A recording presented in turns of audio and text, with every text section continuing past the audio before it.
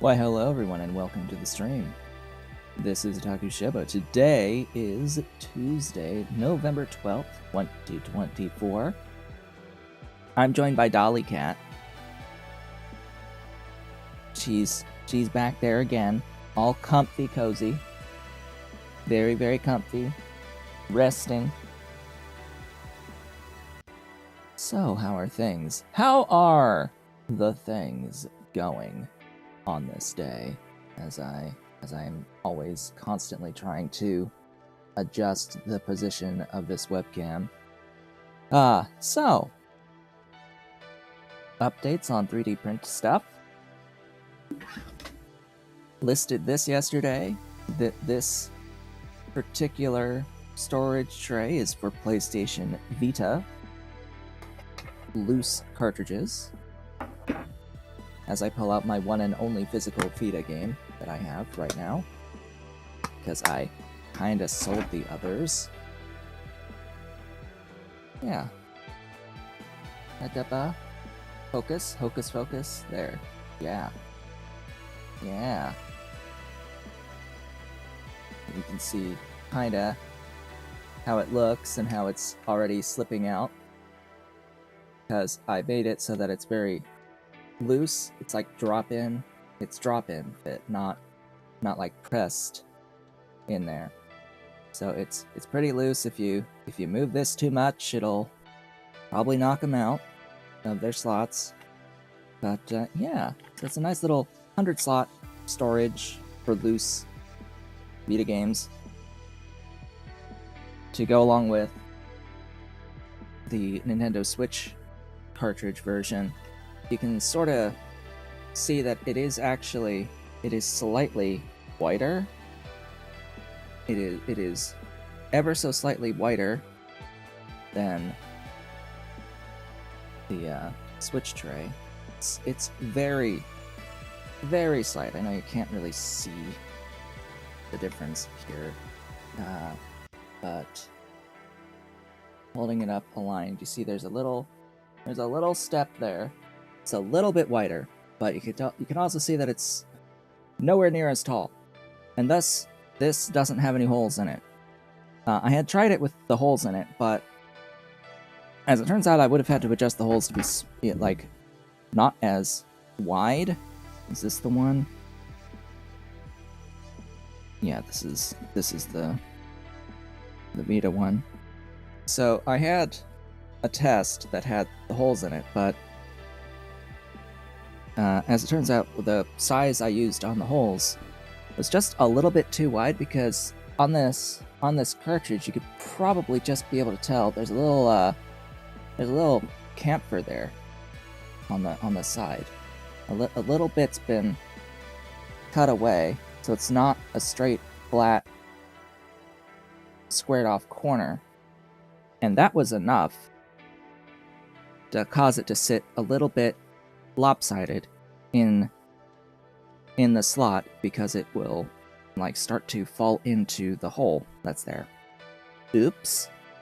So I figured that instead of making the hole even smaller than what it is, not as wide as what it is, and try to print 100 holes that are smaller than this, just the monolith. It's fine, I guess, for this. It worked first try for the print, so that's what I got. That's what I'm going with. And that is that update. It's available on my... They're both available on my shops, my eBay and my Etsy shops. Note that eBay does have international shipping available through the eBay program, while Etsy does not. Etsy is US only. eBay also has some weird stuff with like not being able to push discounts outside of the United States, as well as you can only really do one item in a purchase at a time. So if you wanted to get multiple different types of items, it would be different purchases for that, with separate shipping for that. Hello, baby. How you doing? My cutie. My cute dolly with her nice little pink collar. Here's the girly back there. It's always good when you can see the girly. Yeah. Baby. Looking at me. Watching. So. Games I've been playing. Yeah, got into Morrowind again. And, going to be playing around with that probably for a while. I had mentioned last time some of the mods that I had used for the playthrough, one of which was one that reduces the ability to go to different cells on the map based off of your like leveling progression. And it's okay in the very start of the game to like limit you around the area where you start the game, but yeah, mechanically with Morrowind, there's this little thing they have called trainers, where you can pay to train your skills, and yeah, that kind of just breaks the mechanic in its entirety. And I had Tamriel rebuilt, so it's like, okay, if this is designed for standard Vardenfell, then what am I going to do about being able to access the additional cells added from Tamriel rebuilt? It's like, okay, now I have to, increase the amount of cells that I get for each level up or skill up, so I can have enough for Tamriel rebuilt, and then I'm going to have too much for Vardenfell, and it gets to a point where it's not even a limiting thing anymore, it's just a thing that exists. Kind of like our game Shapez 2 here, where you can have this thing called like blueprint costs, where you have to make a shape that gets spent when you like copy paste stuff. It's okay at the very start, and then you build the blueprint shape at any amount of scale, and then you have enough blueprint shapes to last forever, and it is no longer an actual problem to work around, just a thing that exists. Yeah, that's kind of like what this little cell limiting mod has been like. So it's like, okay, maybe not anymore with that in the future. I might restart without it, but there's a lot of other stuff that's part of this big collection of mods that change a lot of the map and like internal dungeons, and it's surprised me because my muscle memory tells me that certain things are in certain locations and they are no longer in those locations, or if I go into a location and expect a dungeon to be a certain layout, it's no longer that layout, and in fact has become significantly more complex and large. Namely, the dungeon in which you are where you can obtain, I think it's called the Mentor's Ring, near where you start the game in Sedanine. There's this little, very small in the vanilla game dungeon where you can get a very a very valuable ring, which is great for like magic characters. But you go in, it's only a few rooms large. There's like 5-6 enemies tops that come at you like one at a time in vanilla. Now it's like a real full ass dungeon with puzzle to solve, and I haven't done it yet. Gosh, and there was like Balmora has completely changed. There's a big overhaul that was added that changed around Balmora, added like extra alleys. It freaking mirrored a building on me. An entire building was mirrored. And it's the quest building for like the first mission of the Fighters Guild, where you have to go in and kill cave rats. The building was mirrored. When I go to do that mission, I look for the building that has an entrance to a stairwell up to the second floor on the right-hand side. It's now on the left-hand side. And it's like, oh God, why? Why you do this to me? Why did they do this to me? I don't know. And then there was another Fighters Guild mission where you had to go near the Caldera mine to kill 4 enemies, quote unquote, cough cough, hackwees, in a dungeon, 1 outside and 3 inside the dungeon, and the dungeon was moved. It was relocated to an area that is more correct for where the quest giver says it's supposed to be. But in the vanilla game, that location was like right outside the entrance to the Caldera mine. Now it is way far in the back, up a ramp that you can hardly ever like see. Like you can't even really see it. You have to go like into the mine and up and wiggle your way up all the way to the back and up for one entrance. And it's a very finagly way to get to a back entrance as well. That's like, okay, sure, great, thanks. So a lot of stuff has changed, and I'm looking forward to experiencing actually the stuff that has changed, because, you know, it can be good to have to not rely on muscle memory for a lot of this, because I have played Morrowind a lot of times, particularly the beginning of the game. So it's nice to see that things have been updated in a sense, and I have to actually figure things out again. And then, of course, there's a whole Tamriel rebuild that exists that's out there that is just a whole lot of land that I've never seen before, with a whole bunch of quests and things that I've not seen before. That'll be interesting. That'll be interesting. So yeah, that's my pre-game spiel today. We're gonna get into Shapez 2, where I'm gonna say at the very beginning here, just note that the developers have posted on their Discord some work-in-progress patch notes for the next update to the game. That'll be 0.09 or 0.0.9, whatever. And in particular, there was one thing that I mentioned last time. There was a specific thing that I complained about last time that's actually in these dang patch notes.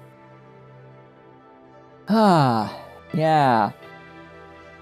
Random operator level goals will now automatically complete, so you don't need to manually level them up. Yeah, I kind of blew a fuse last time about this. Just a little bit. Because, yeah, it is just stupid that you can have a machine that can automatically build random operator level goals. However, for each and every single operator level, you have to manually click a button when it completes in order to advance to the next shape. Yeah, there's no point in having a machine that can automatically do it if you have to manually push a button every time. Anyway, so they're fixing that in 0.0.9. And a few other things. They're adding some multi-threaded simulation support, which will help with performance apparently up to 40x. I'll believe it when I see it. Added an endgame shape multiplier upgrade, which multiplies all of your shape deliveries by up to 6 times. Okay, I'm guessing that's going to be a way in which you can now dump extra research that you get at the end of the game. Added random, or blah. I did the random operator goal one. Added a statistics panel. So they're adding a statistics panel showing shape delivery statistics and structure counts. Fluid minor extensions will now be unlocked with the fluid miner. Thank God. That was such an arbitrary thing to have it be a separate upgrade. I have complained about that from the very beginning. Like, I've never thought that should have been a separate upgrade. Like, huh? No. Space belt visuals will also be modified, but not the pipe ones. We'll have to see what that's all about. There's some other like interface change things and bug fixes, particularly the one about off-screen simulation precision. They're going to be fixing that kind of stuff. There's also a thing about fixing random operator level shape generation. I don't know what's being quote-unquote fixed with that, or what changes with that, but we'll have to see. The problem with this update, though, is that they say that Patreon members will get access soon as a thank you, and then expect to push it to Steam as an experimental branch, hopefully this month. Hopefully, fingers crossed, this month still, as an experimental branch build on Steam.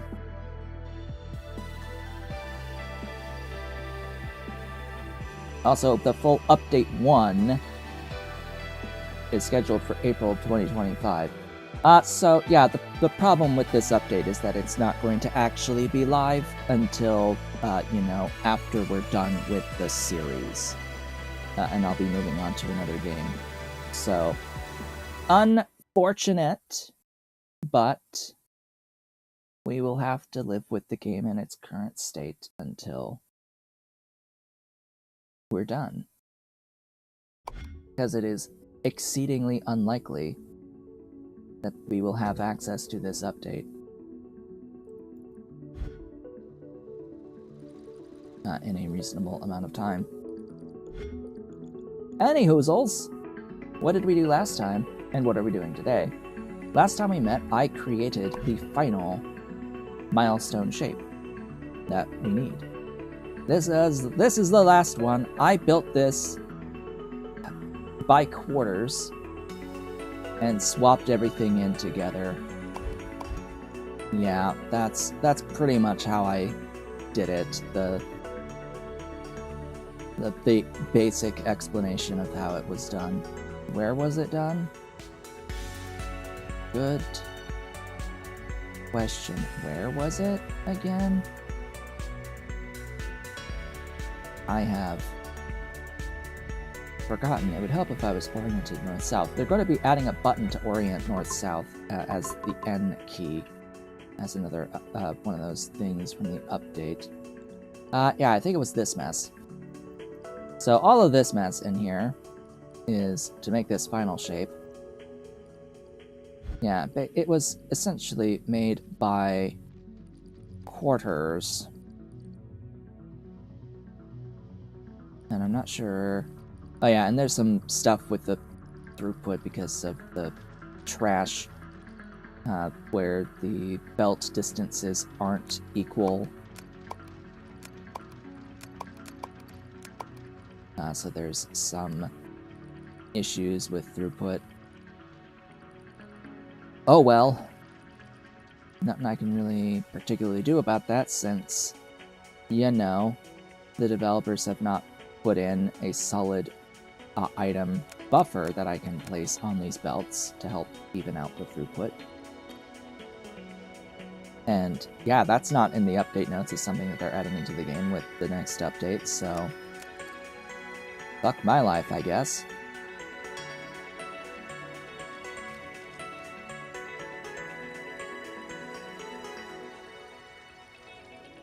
Anyway, point is, I make all the corners. For the ones that have to break a crystal that need a gap, I put the crystal section, the crystal half that needs to break in order to form the gap, in the location where I'll be putting in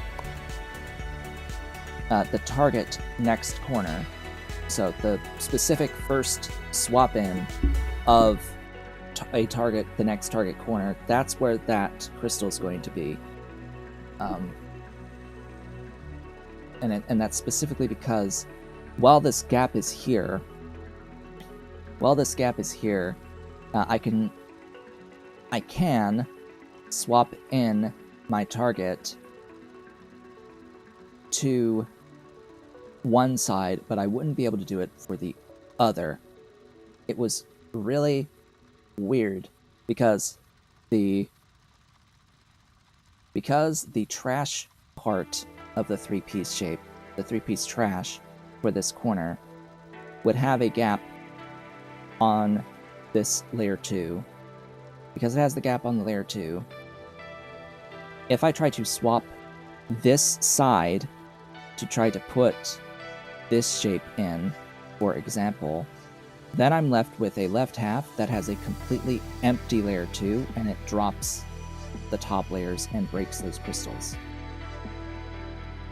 So wherever that gap is,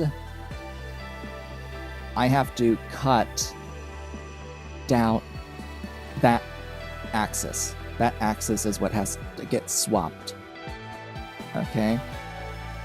So because of that, I am limited to my target shape needing to be the spot that has that hole in the trash from the broken crystal. So this top left of this shape is where that trash hole needs to be. I can't have the trash hole down here if I'm trying to swap in this corner. The trash hole has to be here. And it's like that with the other side, just, it's the mirror of it. It's the exact same logic on the other side, I just change what shapes and what colors go where. It is exactly the same for each side for creating that shape. So I end up with the two halves, coming out of each of these, and then swapping them into each other to make the final shape. Yay. We need to do that more than one time, unfortunately, going into these target crystal tasks.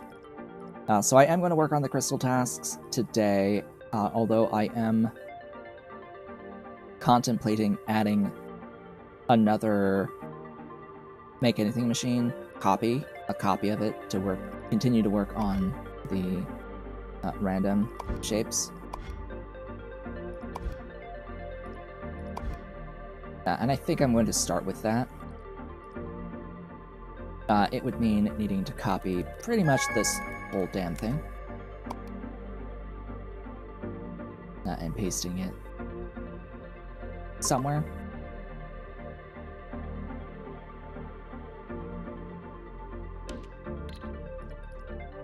Okay, that finished.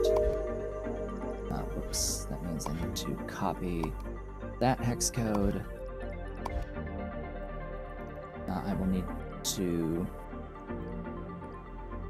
go to here, configure paste, and I'll need to go over here and move you.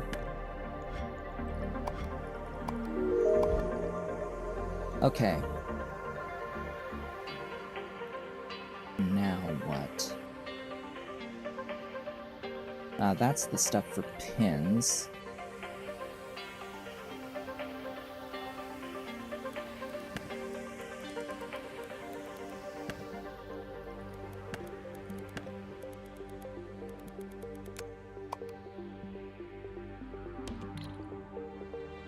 Let me get my mining here.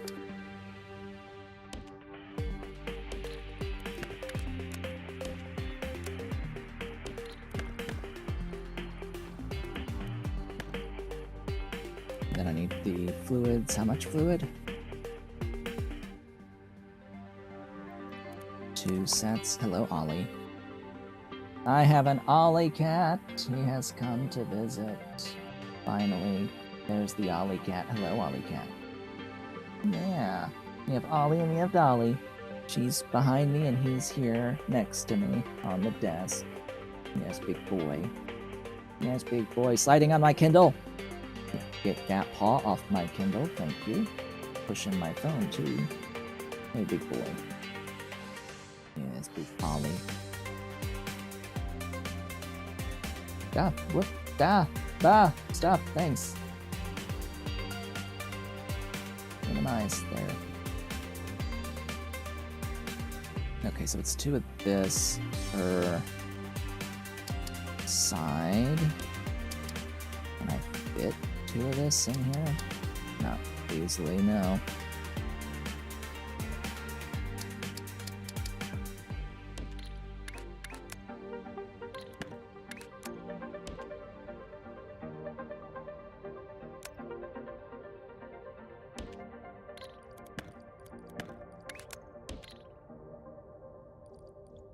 Alright, that'll give me the stuff for the things. And I think that was the connection.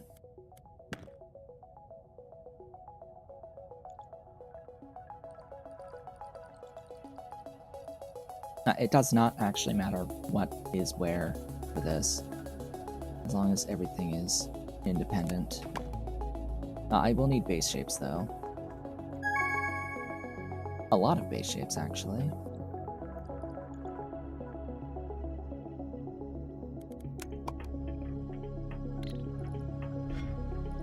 Okay, that is done. I will have to manually keep working on that, but I do want to complete this. Oddly enough, I cannot use colored shapes for this. I have to use base shapes. So I have to find base shapes. I picked a horrible spot for this, as it turns out. There's circles. There's diamonds. There's stars. And there's squares. Okay, so now I have to bring in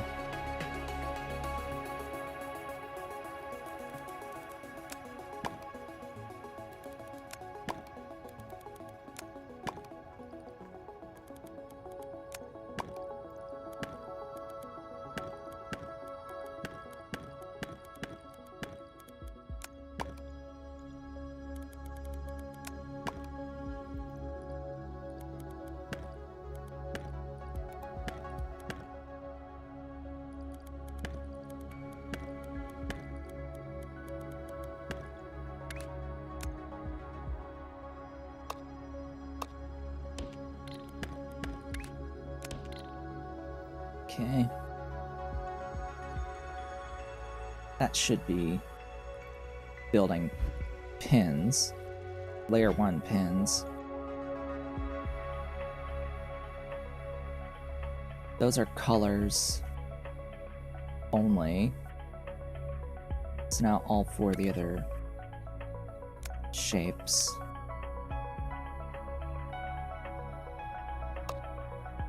Need to make their way in here.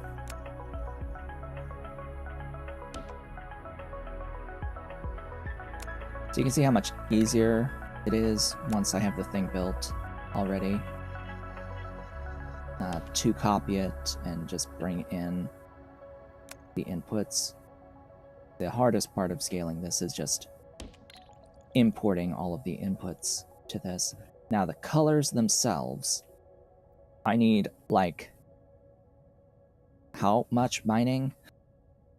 A lot. I need a full throughput pipe. Not quite a full throughput pipe, but I do need like a significant amount of throughput here.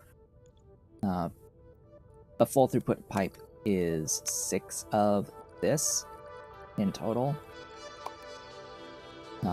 Yeah. It's a bit. It's a little bit.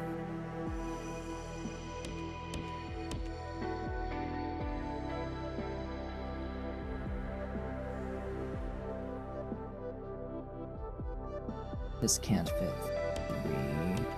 Can it? It can.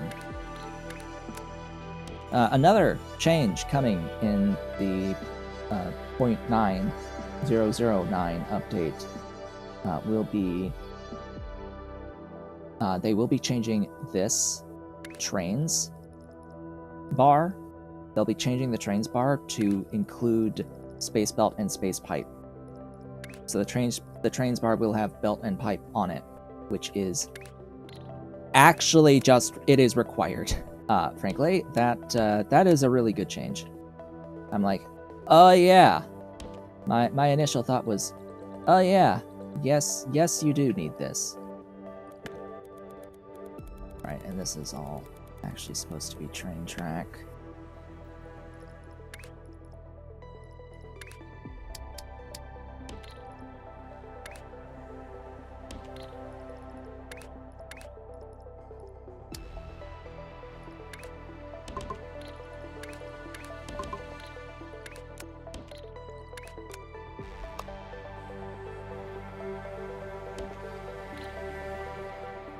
Oh, there's red. Now, how much of the other colors are there around here? Right, there's some...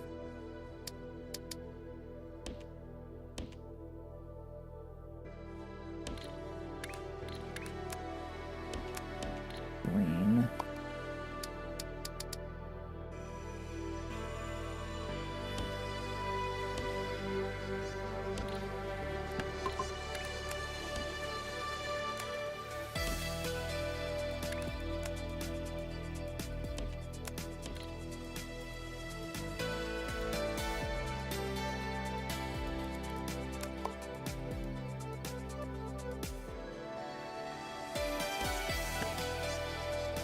That'll be green.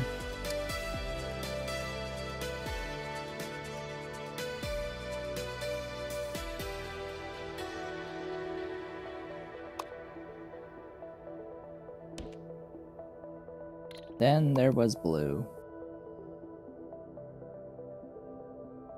Yeah, there's not really a ton of nearby blue.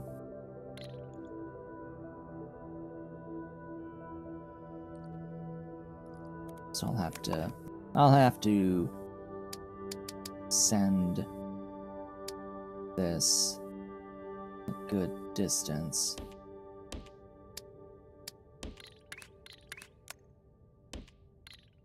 Right, that's half.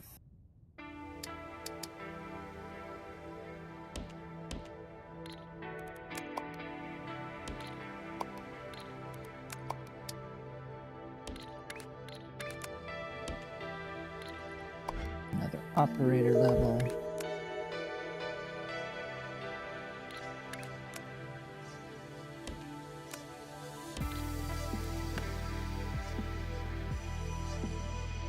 Give me my trains. Where are my trains? Hello, train.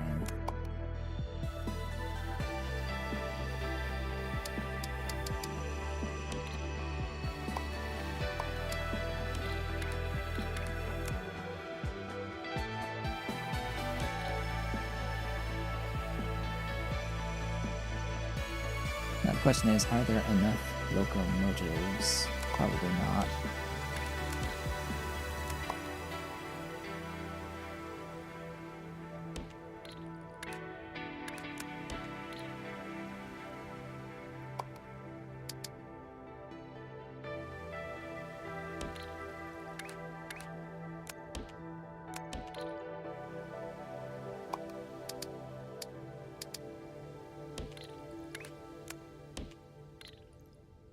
That should be better.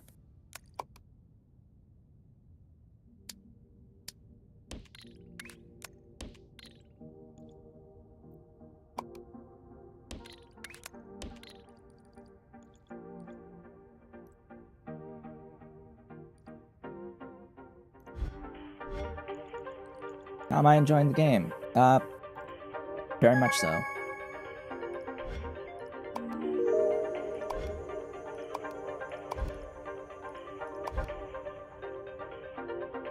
Considering we are completing insane difficulty, well, the insane scenario, and had built a make anything machine. Don't this is not the one that we built. This design was from the Discord, but I used this after building one for myself. It's just that this one is significantly more efficient. This one makes 4 belts of stuff. Mine was huge. Mine was huge. It only made 1 belt of stuff.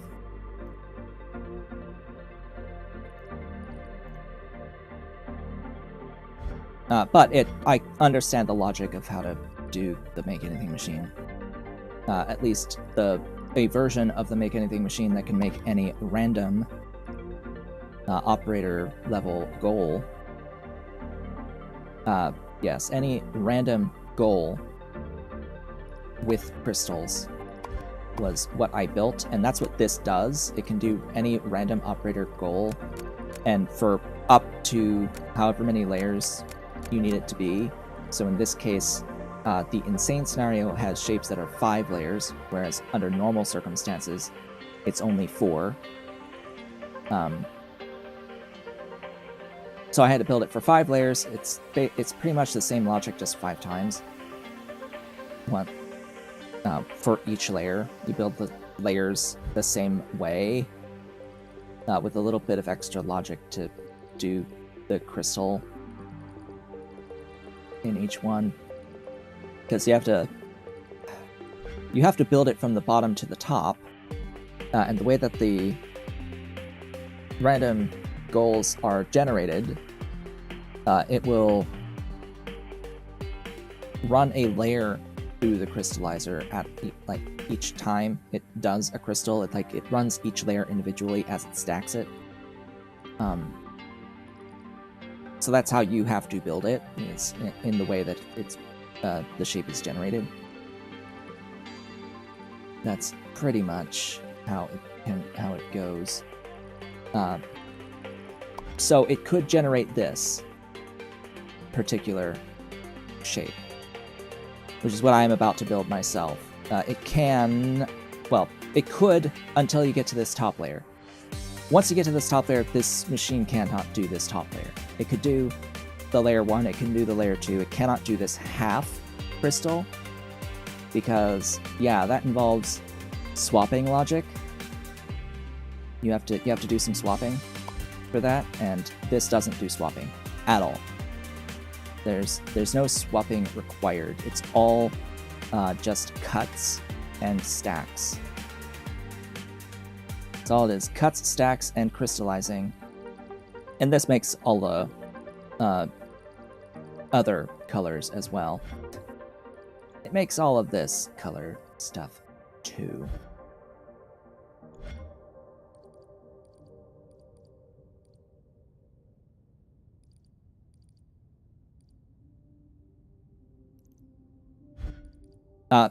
There are rules with crystals, as the new mechanic in Shapes 2. But where do I go? Where do I go? Here. No, that's the library. Where's that? Crystals. Crystals, when you run a shape through the crystal generator, the crystals will fill all gaps, including pins. So, pins are another new mechanic. They basically raise the shape up a layer and put a physical object called a pin underneath it. And if you try to add a pin beyond the layer count, you can get a stack of pins. Well, here's the thing with the crystals. You can crystallize a stack of pins, and what you end up with is a stack of crystals that are all the same color. And then if you try to pin that, well, the crystals break, and you're left with a layer 1 set of pins, and that's exactly how I make my layer 1 pins that are just the pins, and treat those as their own shape type going into a make anything machine. But the way that the crystals are the way that they exist, they only fill gaps. They only ever fill gaps. So if you want something on layer 2, such as what's happening here, if you want a crystal on layer 2, you have to add something to layer 2 to get crystal on layer 2. You could use pins. You could use pins, but it fills the entire gap. So if you need a half shape, you have to have the other half of the object be something that you don't want, and then you have to swap in the thing that you do want with the crystals. You also cannot stack crystals. If a crystal ever falls, it shatters, as well as every other crystal it touches on any other layer. So in this instance with this cutter, if you try to cut that blue crystal, it kills every crystal it touches. So you cannot cut through a crystal, and you cannot have a crystal fall, but you can swap crystals. You can absolutely swap crystals, and you can cut shapes with crystals so long as you do not cut through a crystal. And then here it shows an example of crystal breaking. Purposeful crystal breaking. So in order to get a gap under a crystal, you have to break a crystal in order to have a gap that's beneath the crystal. And you have to do this. Or you have like this offset half crystal that gets destroyed, and then swap in those top target layers. So it's a very interesting mechanic to wrap your head around, of which this being the last milestone shape. You'll see it has a gap here, it has a gap here, and it has different colors of crystal. Thank you so much for following the channel. It has different colors of crystal here, so when you run the crystallizer, it only does one color at a time, right? So in order to build this shape, you have to build it like quarter by quarter with a whole lot of trash, basically. And as I've discussed earlier, in order to have this gap here for this quarter, when you want to swap in the other or another quarter, with this gap here, you have to have a crystal that extends into the trash. You have to have a crystal that extends into the trash to maintain this, that you have to break to make this hole. Well, the trash will also have a hole in it where that crystal was once you break that crystal. So you have to, when you form this shape, the order of operations matters once swapping in your intended stuff into this. So in order to swap this top corner to attach to this bottom corner, the crystal that's broken has to be here. It has to cross this axis, because this is what gets cut when you swap. This axis gets cut when you swap.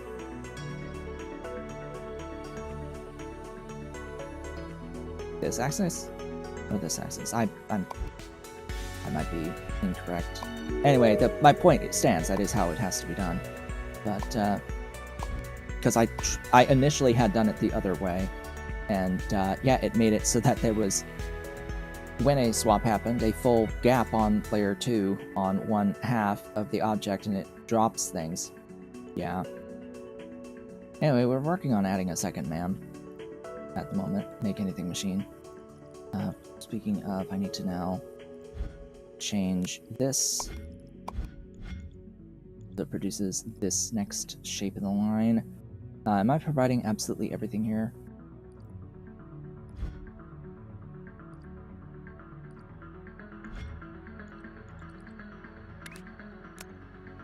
I think so.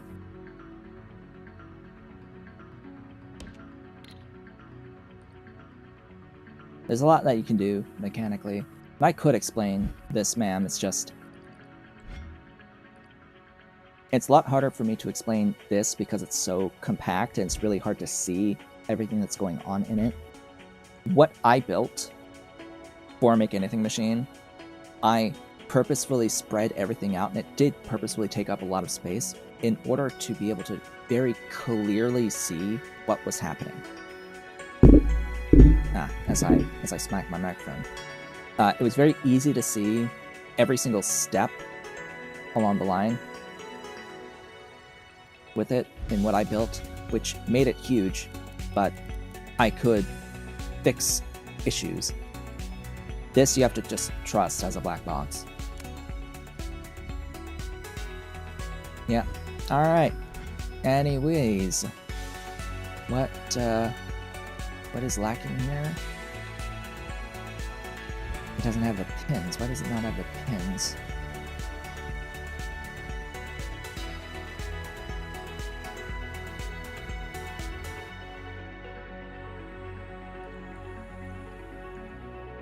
What?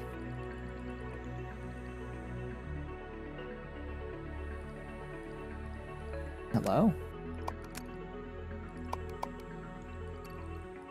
What happened to the locomotives? Why did they not respawn? Weird.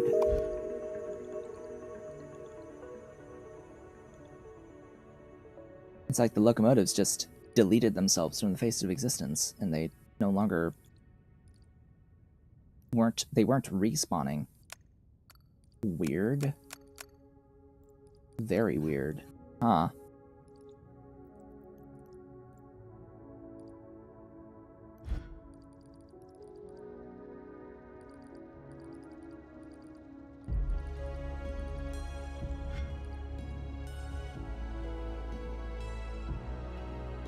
Autosave is automatically saving. Oh, that's moving. Okay, good. Is moving. So yeah, that means that both of these will be generating shapes now, and everything is in fact awesome. Now I have 8 belts of my target shapes. Yeah. Alright. So we're working on this. Where did I initially build that? That's a great question. Way up and over here? No, not you. You? Here's the thing. No.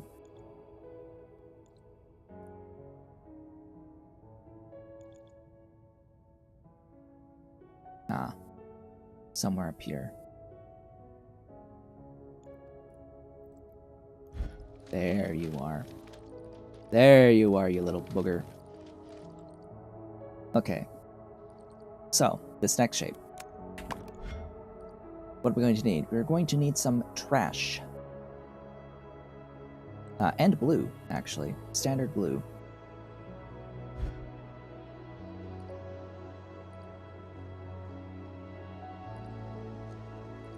Really?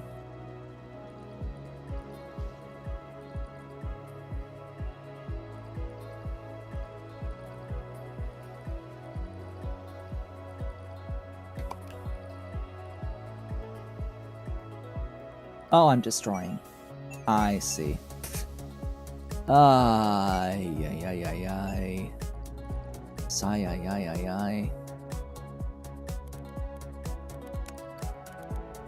Yeah, let's change that.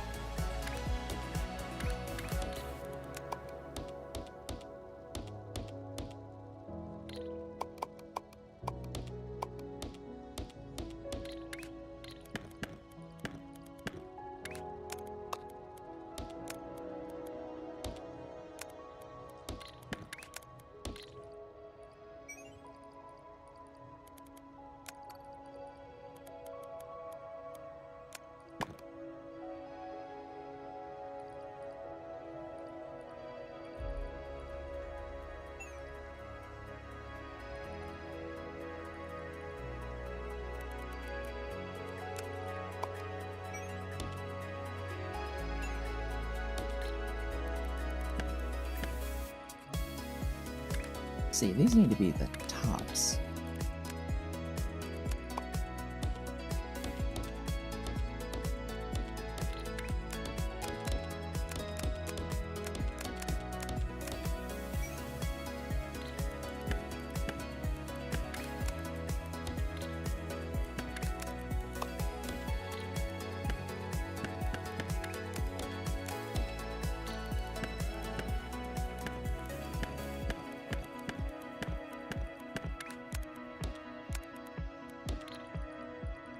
And these need to be the bottoms. Okay. Should have done that from the very beginning, but now that I've done so, we are in a much better position to make some trash out of the rest of this, because I also have all three, or all four of the top third layer to work with as well, if I need that. So for the trash, for this, I'm going to need a 3-layer object. I am also going to need to paint this guy white. Yes. So this stuff here actually needs to be painted first. To that end,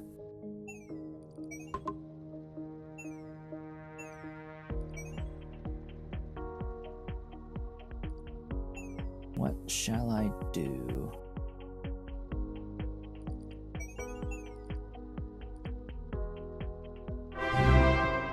Thank you so much for following the channel.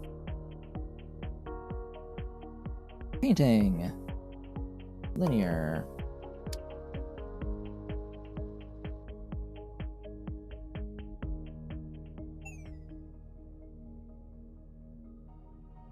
Guess I'll do it over here. Running the belts though, that's gonna be the twicky part.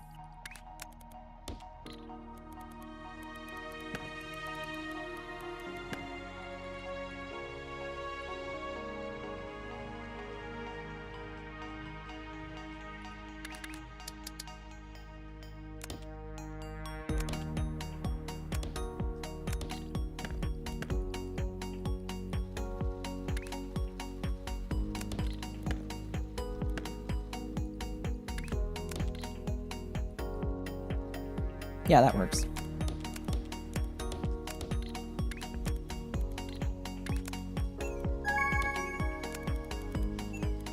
I like doing that.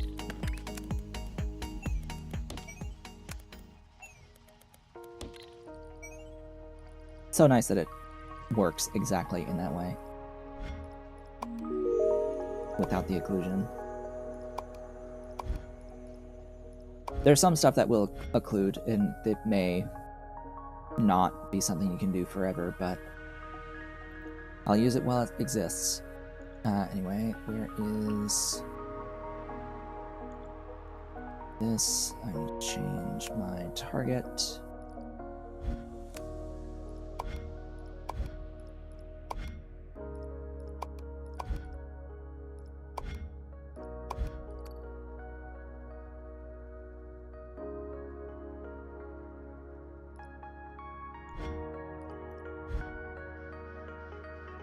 Wait, what just happened?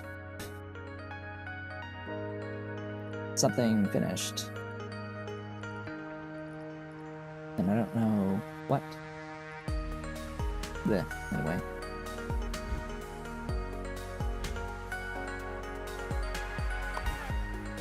Oh, those are subtle. Those are subtle differences.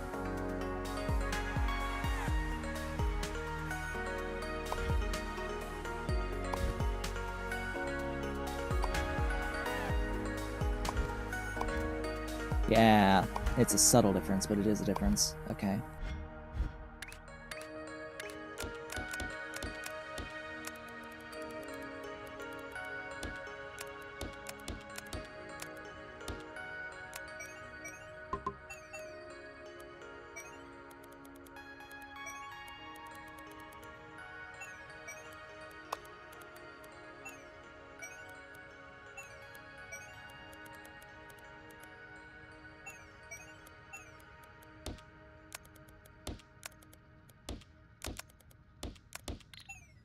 That gives the painting.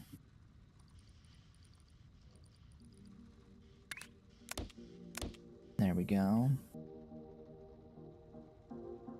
But here's the... Oh yeah. Here's the very tricky part. This does not go here.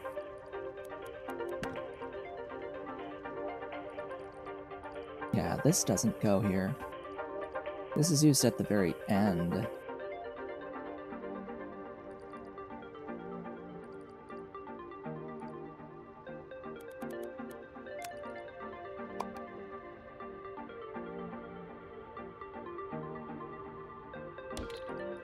Now, what I need instead here... Ew. Hold up, no. I am wrong. Oh god, okay.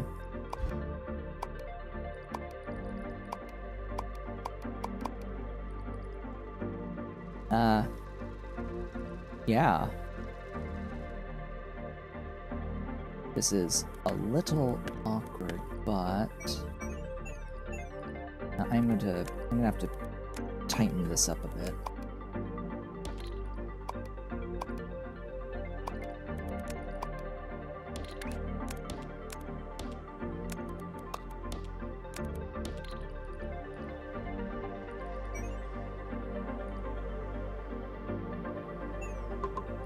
And what I need to stack on here, actually, is 2-layered trash.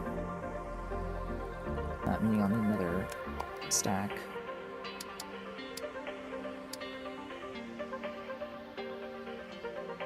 Yeah, I'll do it over here.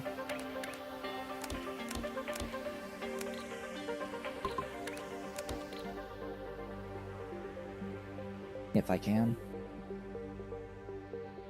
Oh, and I don't need that much of these.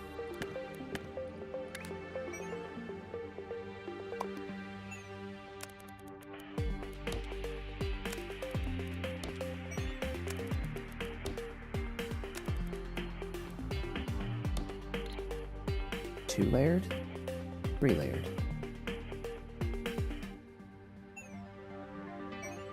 Yeah, 3-layered.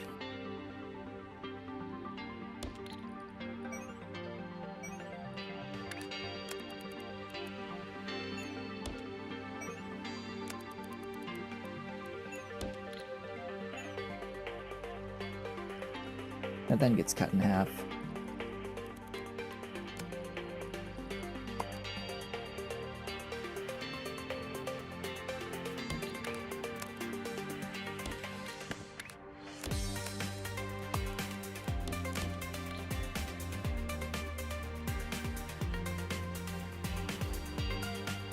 And that's what stacks on, or actually that doesn't stack, that swaps. If it's, God, why am I so dumb?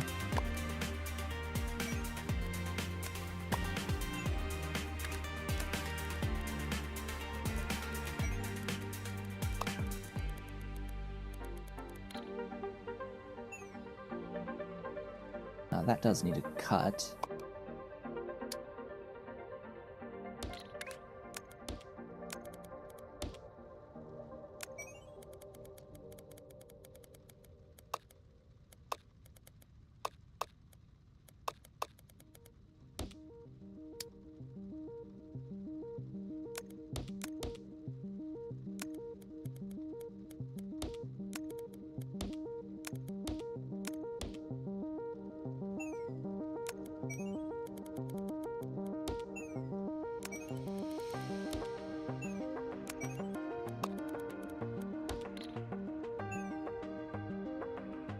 Goodness.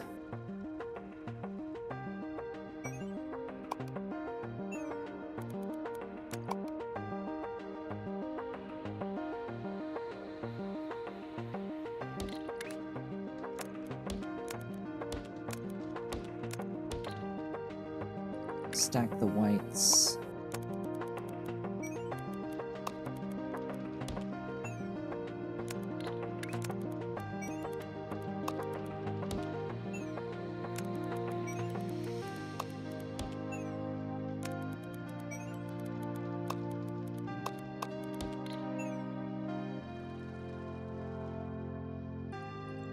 And then it's crystallized blue.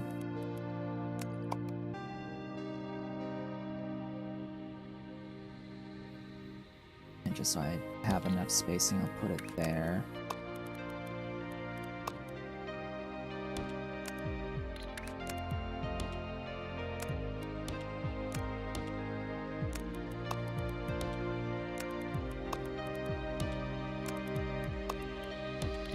Because crystallizing blue here is not the end, since I then have to swap in the half circle.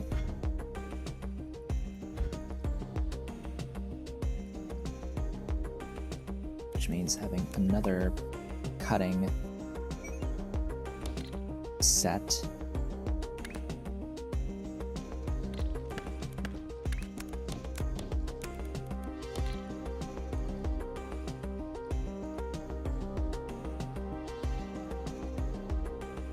And stacking set.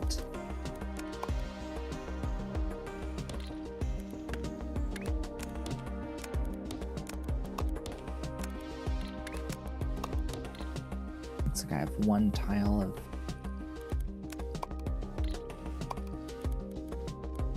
leeway here.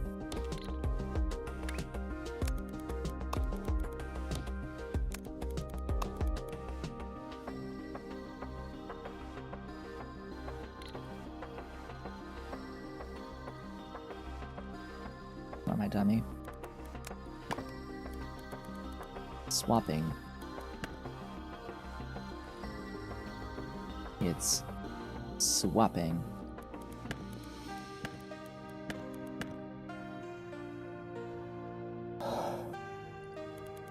You. There.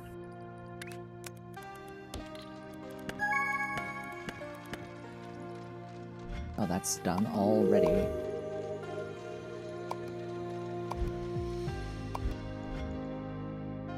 Isn't that so nice? There's the thing.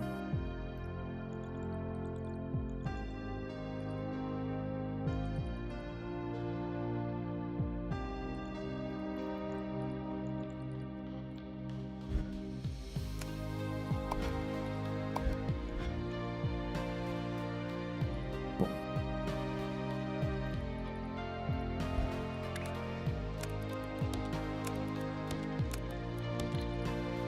What I don't know is if I will, like, what's going to end first of these tasks. That's what I'm not exactly sure about is, am I going to be able to get from where I'm at with those tasks,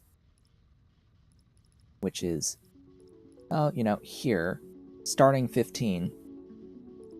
number 15 is the make anything machine setup, giving me 8 belts of stuff. Going to be able to chew through from that point all the way through the end of 32 before I finish manually building 33, 34, 35, and 36. We'll see. We shall see. So swapping.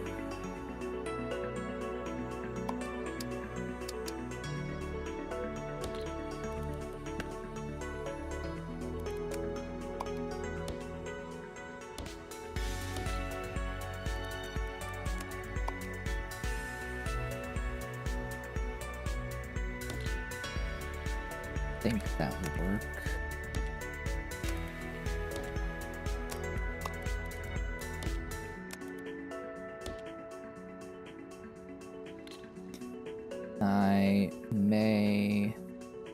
I will need to rotate.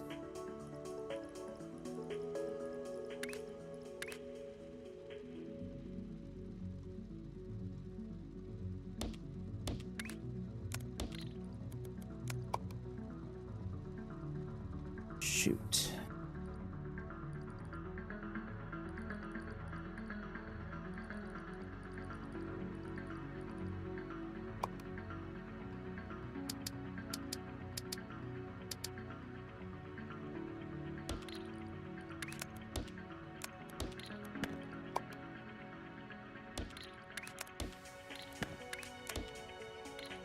This one is the issue.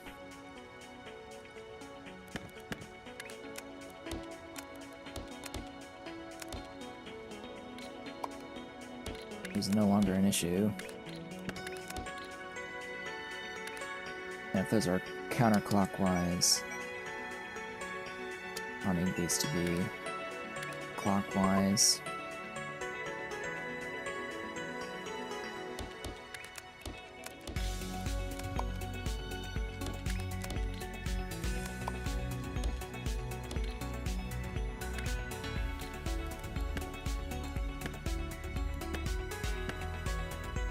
I'll figure out these pipes later.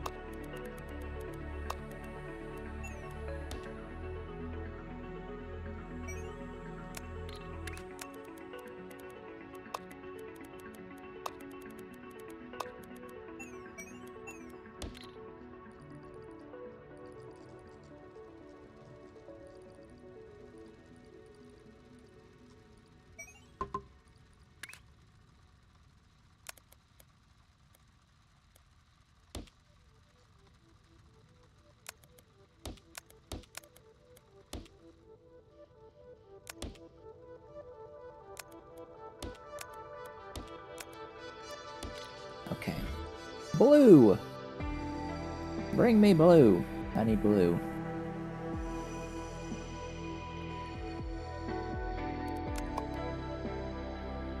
I need double blue.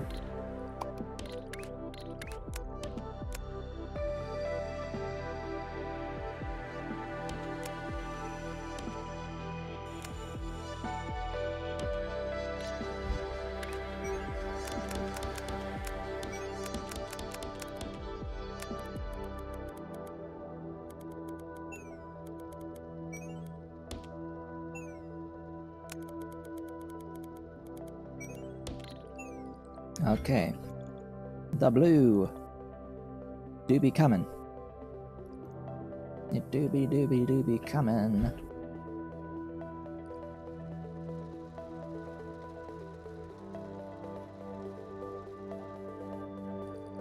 And unfortunately, I will not be able to see these previews until the blue gets here. That's just another one of those things. It's like, I need this information, and I wish that this was among the stuff that's fixed in this next update. But I don't think that they have addressed this. At least it wasn't worth them pointing out in their little preview notes for the next update.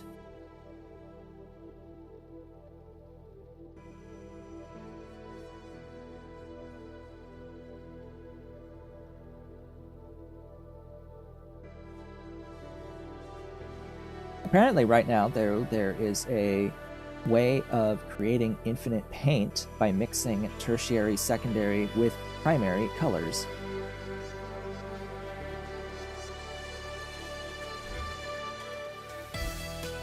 That they are apparently going to fix. Which, yeah, I guess makes sense. What happens if you try to mix red with or mix a primary and secondary, or a secondary and a tertiary?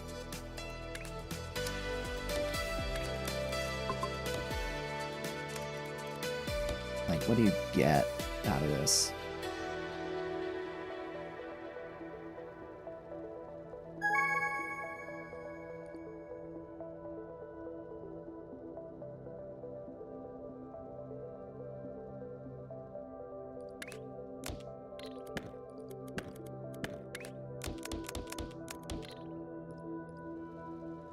What do you do?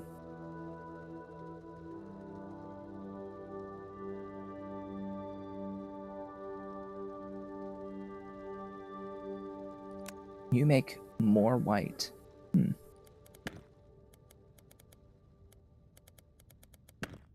Odd.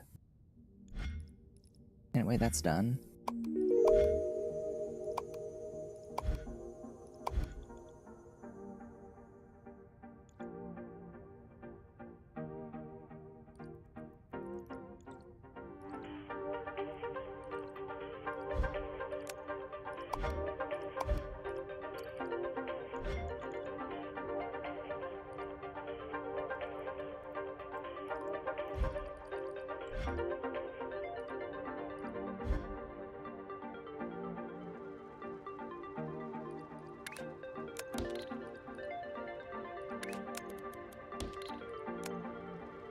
Wait, you can mix yourself.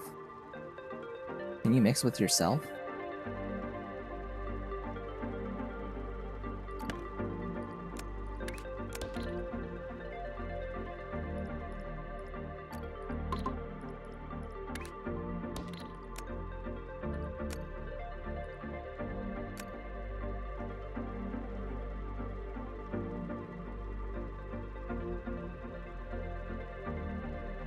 I mean, this shouldn't give me more than what I start with, though.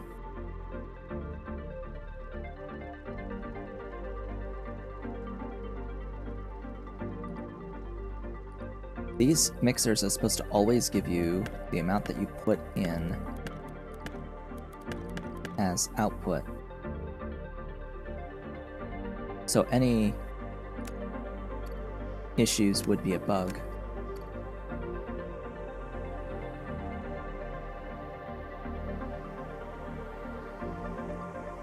Volume should be maintained at all times. If there's something that's affecting volume, then yeah, that's absolutely a bug. Anyways,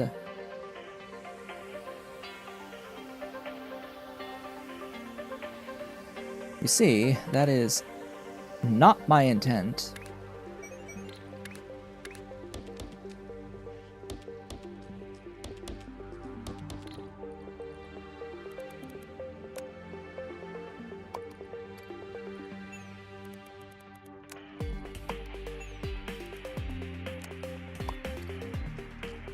That is my intent.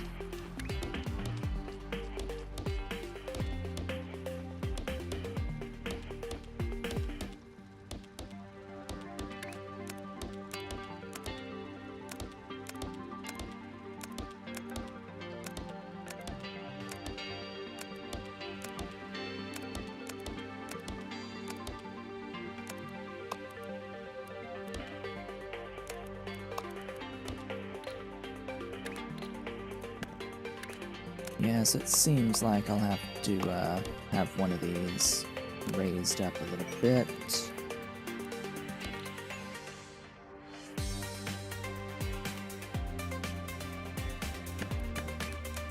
Or just have them all on layer 2, that might help, yeah. Just as long as everything's on layer 2.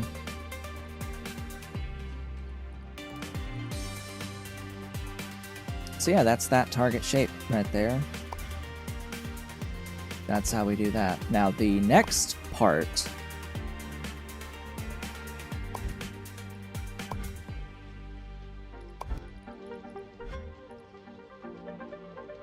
this one's going to be more tedious.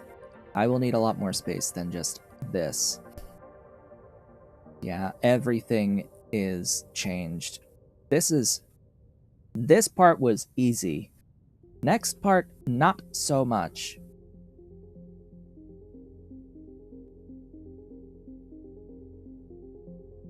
Yeah, the next part will not be quite as simple.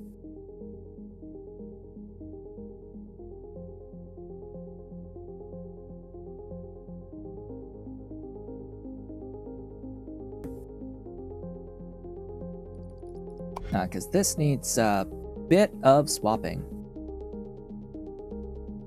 Quite a bit of swapping for this.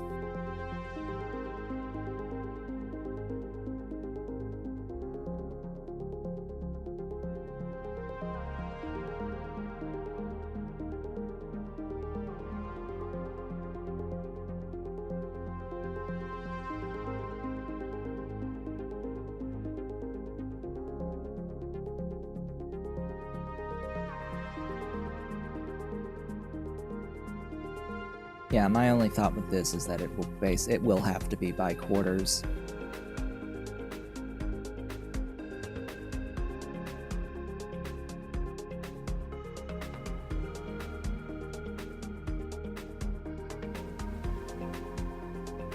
Yeah, it'll have to be by quarters just to get those layers 3 and 4 in that way. I have to swap into this to get that.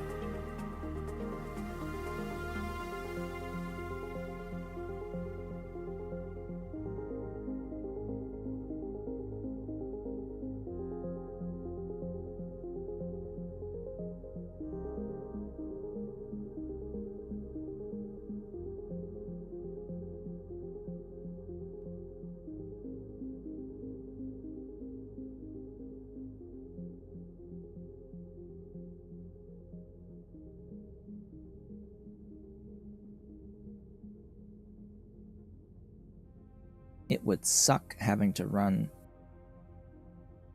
4 red crystallizer lines, though.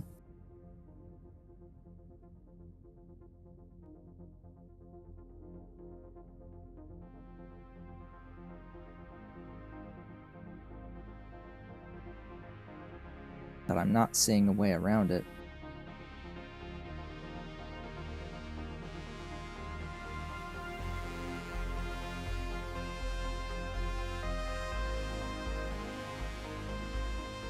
Since these opposite corners are the same, I could build it with those opposite corners in place.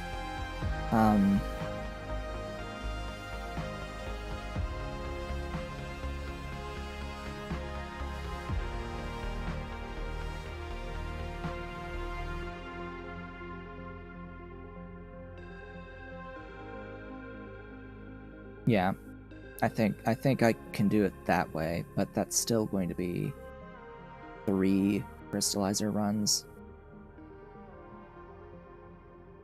for the red, which is 6 lines of red.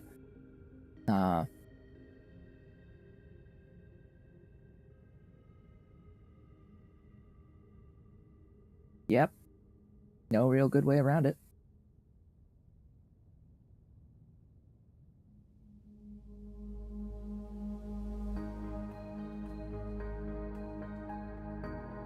Might just be easier to do all 3 as their own individual corners, though, and swap everything into each other at the end.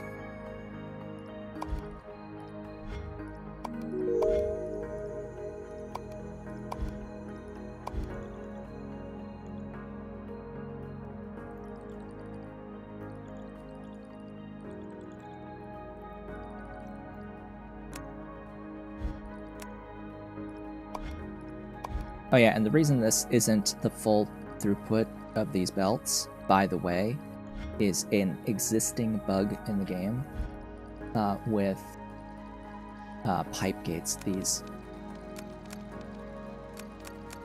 So when pipe gates are not in an active region, as in when you're not looking at them or near them, they don't give you the full throughput that they're supposed to.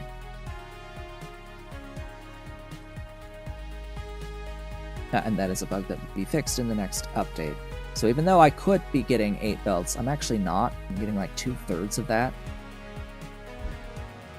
Just because the game is dumb.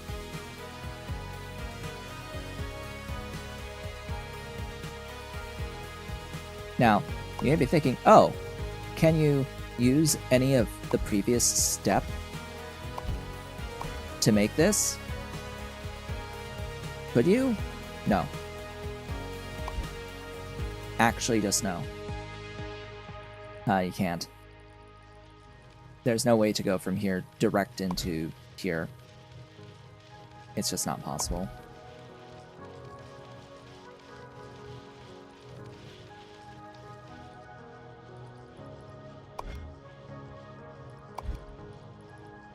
Now, going into the next step, that's just a color change.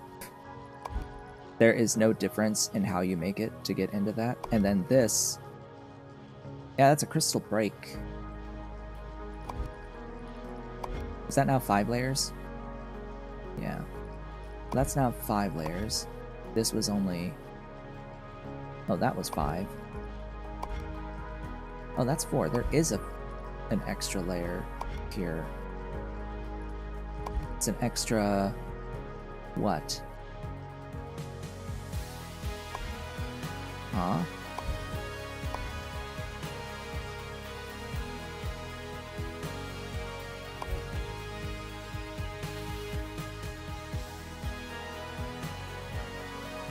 Oh, it's a set of it's a set of blue solids. Yeah, it's a set of blue solid items there. But then here it only wants that, and then it wants... Yeah, well that's gonna be the same process we've used before with the trash. I've explained how to do this. Basically, this is supposed to really teach you how to do this final milestone, because it's the exact same process. Now, I'll note with these tasks, by the way, for the 2000 here, we only have to wait for both of the Make Anything Machine copies to make one container of output, which they should at the same time produce one container of output, so there's 2 total. That gives me just over 2000. But the next one, they'll each need to make 2. So there's really no time-saving difference for when I need 3000 of the item. There's no time-saving difference between having 1 of the mans and 2 of the mans, because well, it's not as much of a time savings. There is a time savings, it's just not as much. Because instead of using 1 and needing to make 3, I now have 2, and they would only need to make 2, but it's still overproducing from what I need for this 3000. Great. Same with this 2500, it'll still need to wait for 2. That's gonna be a lot. Wow. 10k. 10k for some of these. 16k for that one. Wow.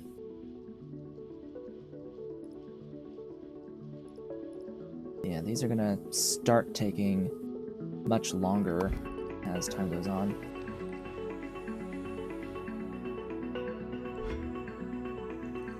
Now, the real question is, since this next part is so different, do I go ahead and copy, paste anything, or just build from scratch? I think I'm going to build from scratch. I can actually start building next to it, because I have this set of circles for an input.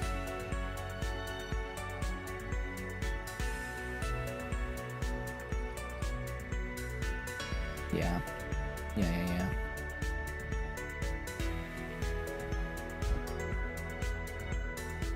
Question is, how do I want to really set this up?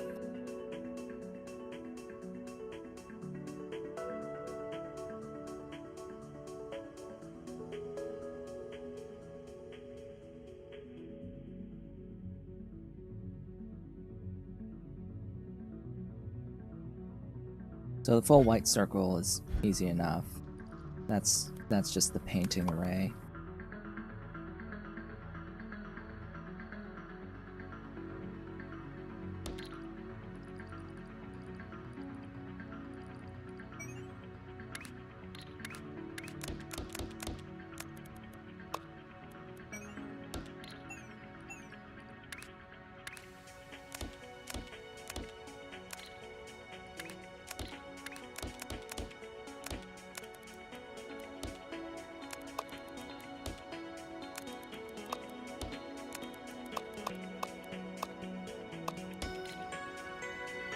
And then I can chop.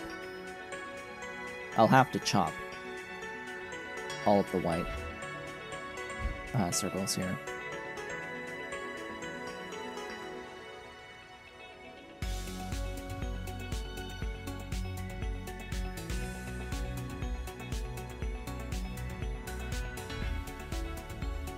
unless I want to use a platform for each quadrant.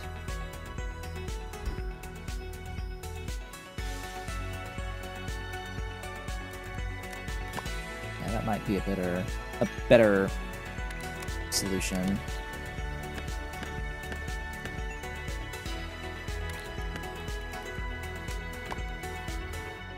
I think I'm going to build it quadrant by quadrant. Each foundation is going to be a quadrant.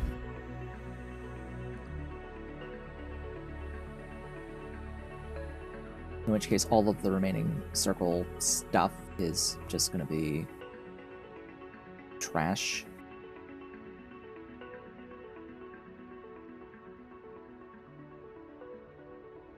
Yeah. Yeah.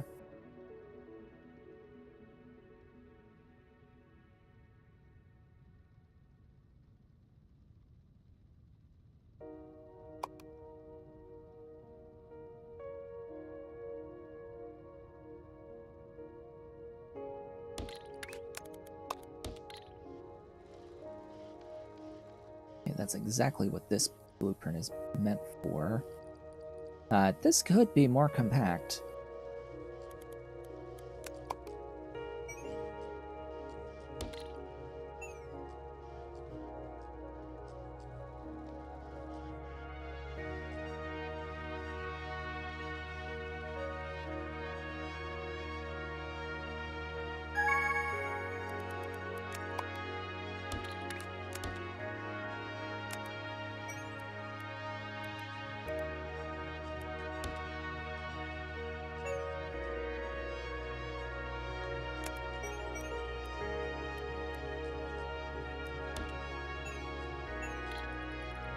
And you're done.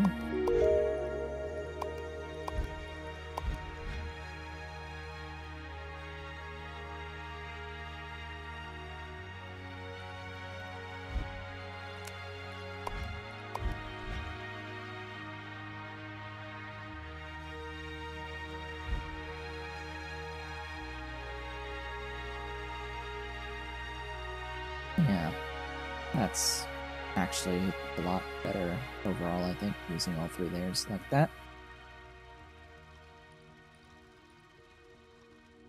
Okay. So that gives me 4 belts of quarters.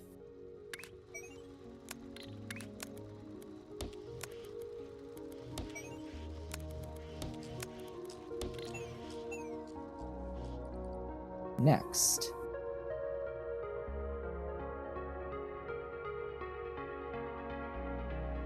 I need to make trash. So if I'm going to do this like quarter by quarter, this is the easier quarter to make, the easiest quarter to make, because that will only really need it'll only really need trash that is 2 layers.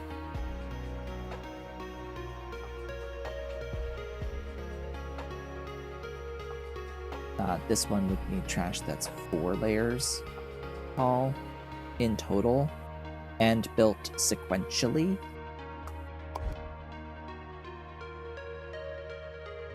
Actually, this one only needs the 1 trash layer. Yeah, this corner only needs the 1 trash layer. These 2 opposite corners need a 3 trash layer that's built sequentially by having the single layer, then stacking 2 more on it.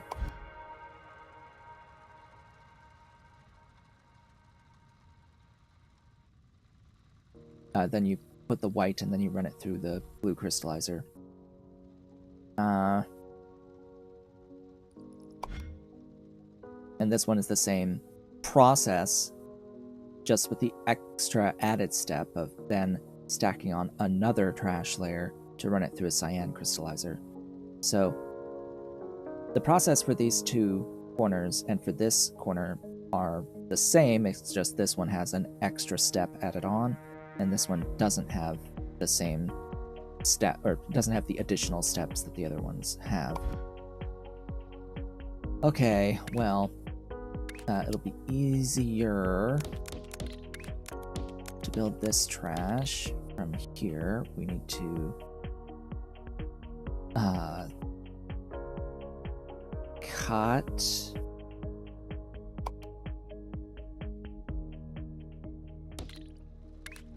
one of these and then swap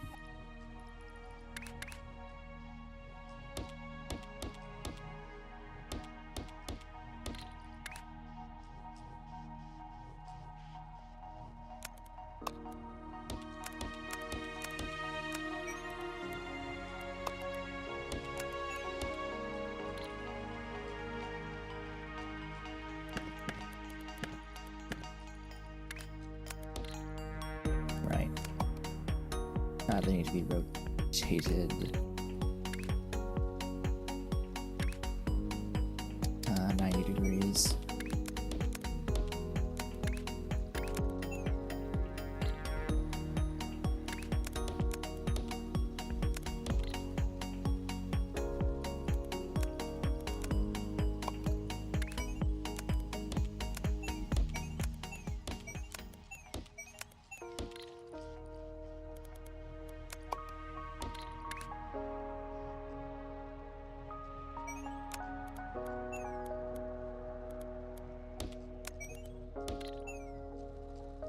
There we go. Not exactly elegant, but it works. And it's somewhat squared off. We'll work with it. Now what exact corner do I want this to be? I guess it doesn't matter as long as it's consistent.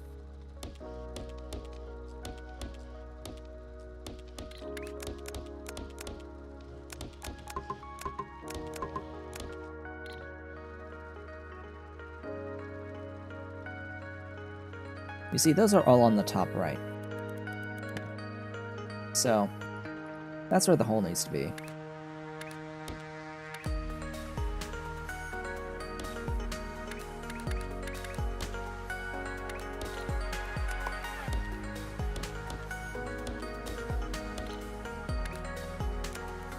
Because, of course, in order to make the other corners, I'm going to copy and paste this whole thing and add to it. And crystallize.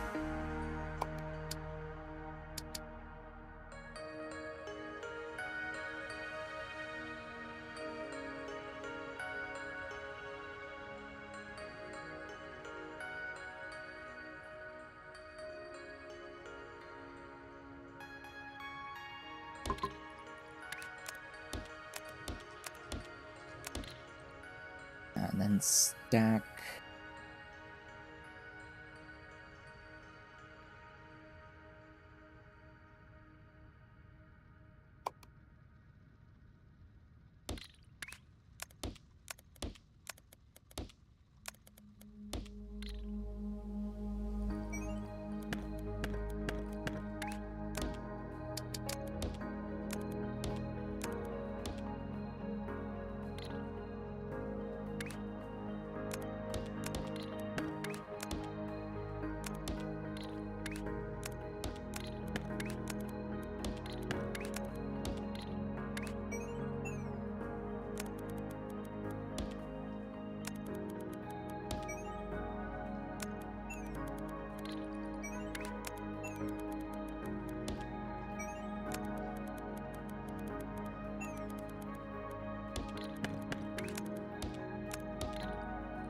There we go. I'll need to use that space, though, for something, so we'll see how I decide to change this.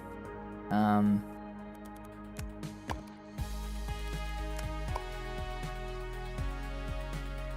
I'm gonna move this stacking over to here. Oh, you're done. Good.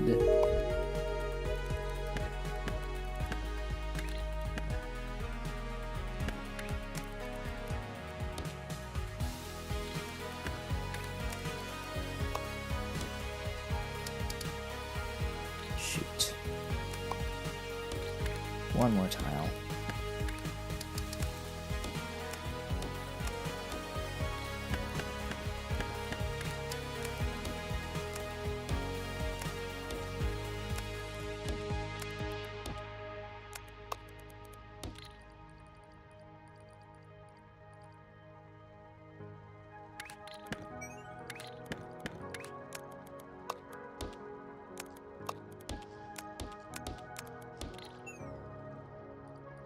just add red. I'm going to delete that and copy that. Remove all this white.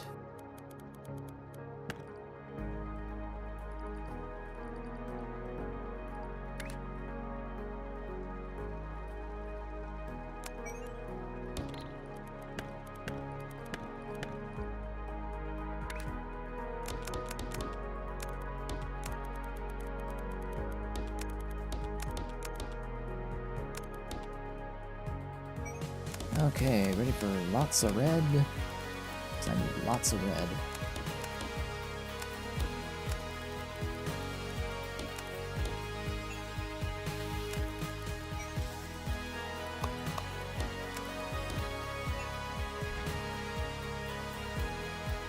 I'll need even more red than this.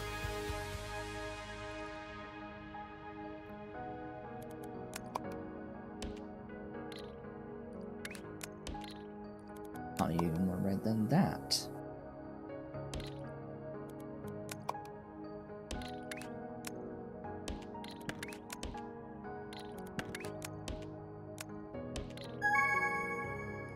Oh good, you're done.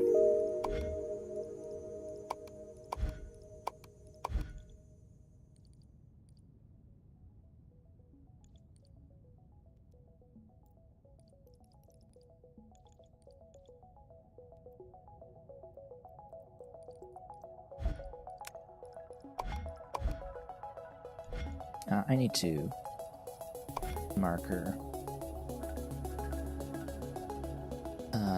rando input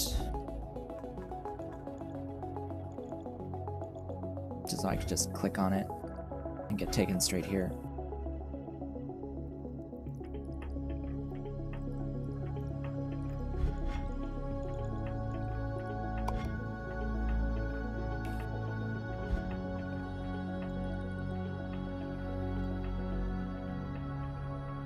Yeah, I still don't know why we can't just move these markers wherever we want. Or, like, click to place.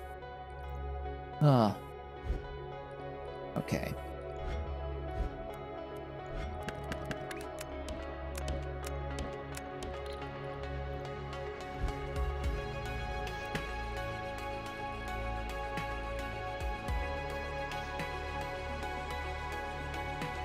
So that makes that object, that corner, which is what I want from you. All of this will go away, it will disappear.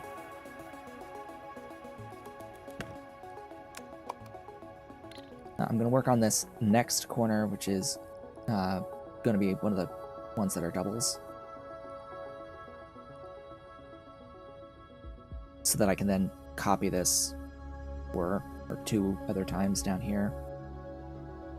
So this needs the blue. In fact, I'm going to need more blue. Do I need more red than this? I said I need, what, 6? Or 8? I need 8 total red. 8 times 4.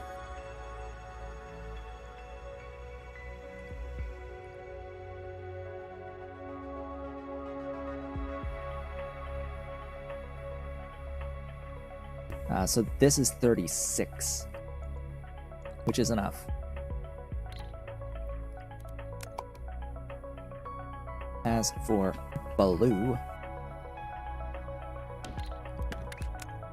do that, and that shall be enough blue.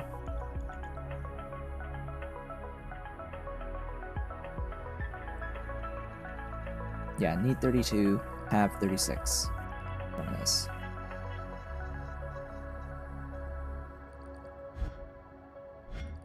Belts worth.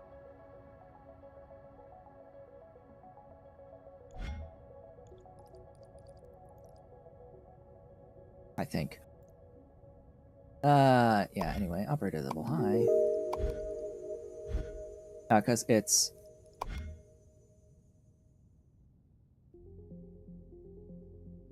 Yeah, it's 8 by 4 belts of throughput. So, what's up here? Oh yeah, you need your red.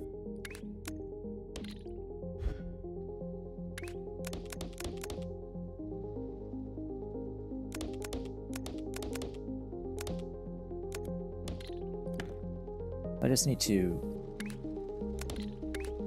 remember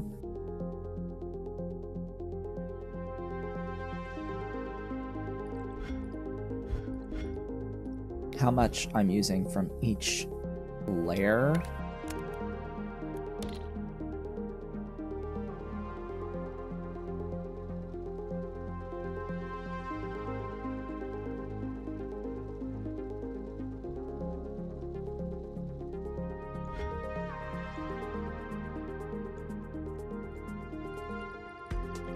Because I can only use each layer 3 times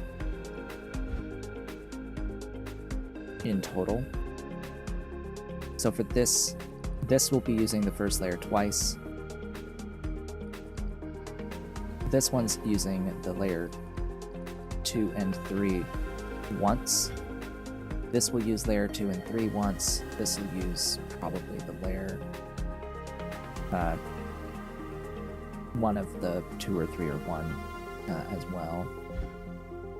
One more time. So as long as it doesn't exceed 3, it should be fine.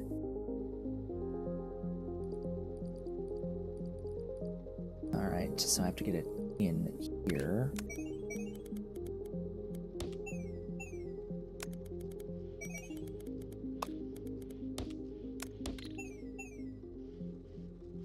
Right, then what do I need? Well, for this, I need to do this process again.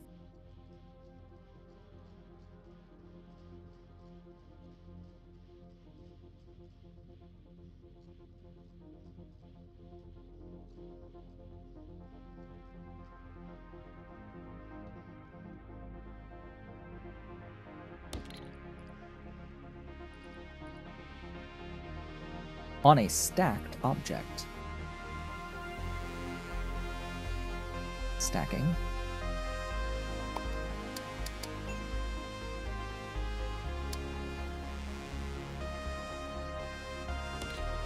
Only need 3, not 4.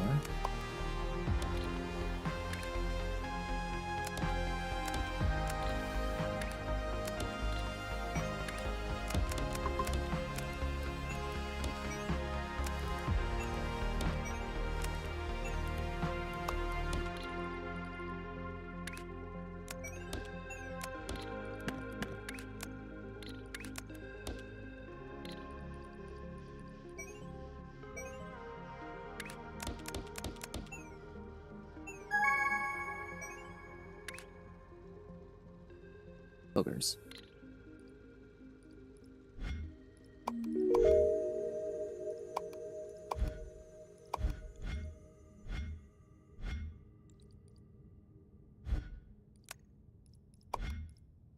Oh my goodness, do the pins like save? It saves the zoom level and camera orientation. Eh.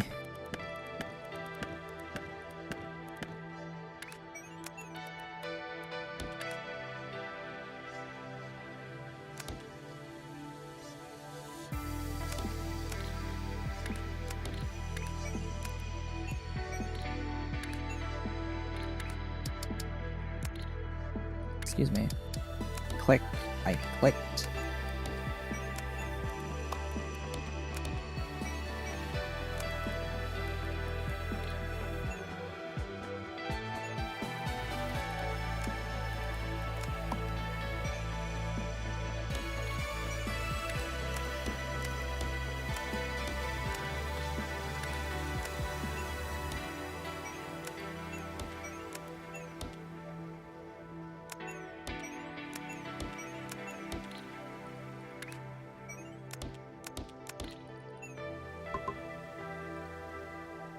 Now I gotta bring those in here.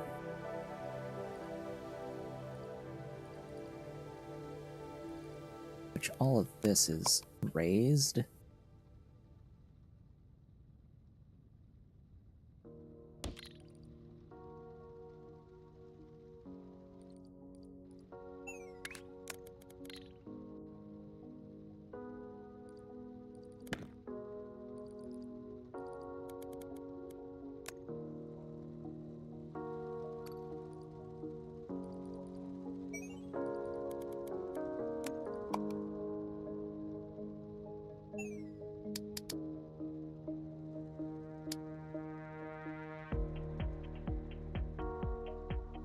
Come on, save. Save!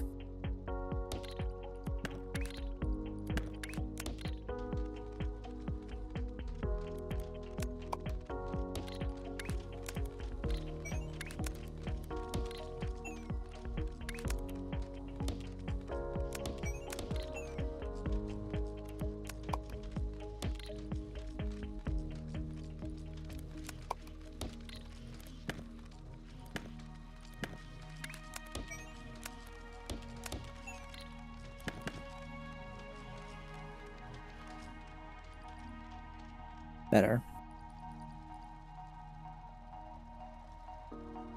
This is one belt. Into two, yes.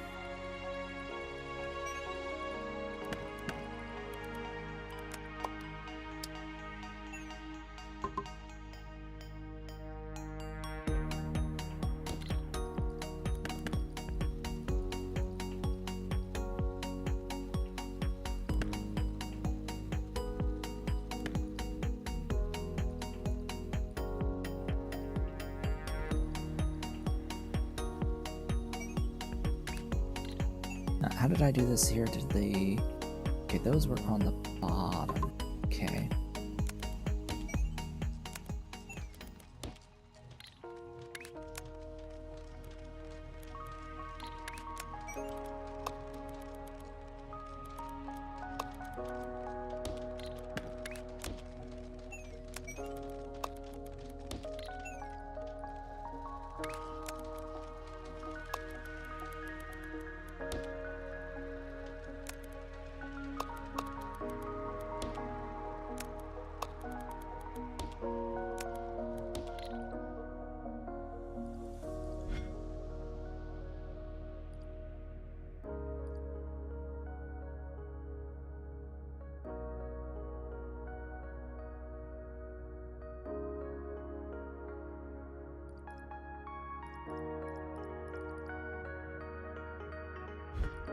I'm just thinking how I would build something like this that would be like a make anything machine, you know? Where it's capable of doing up to 5 layers like this to make a corner.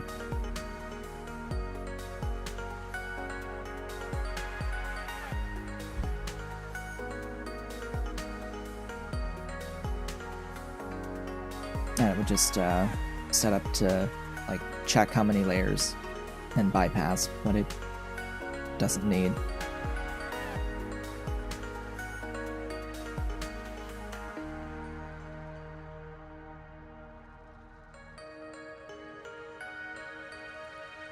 Because definitely for stuff that's like this, anything that needs like swapping and has the empty sections, you have to have essentially a completely new machine that detects when you need to do this type of logic, that builds the shape in a completely different way from previously how it was done.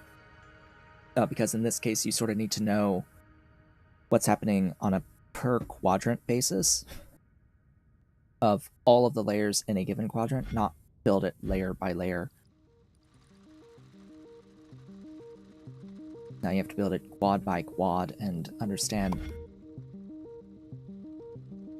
have some logic to dictate like how you're going to have the empty gap. You have to have a way of detecting a target that's above, or that is next to, that has something in the empty layer.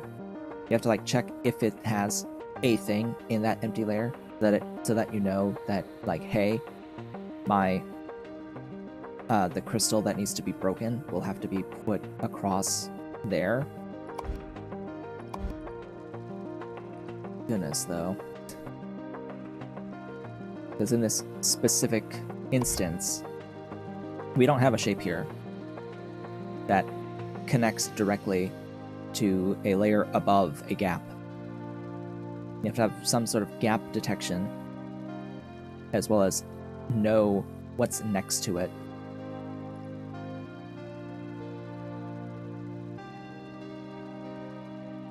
But at least you only have to check one of the neighbors, not both, because the shape is only valid if it has a neighbor that is attached next to a layer above.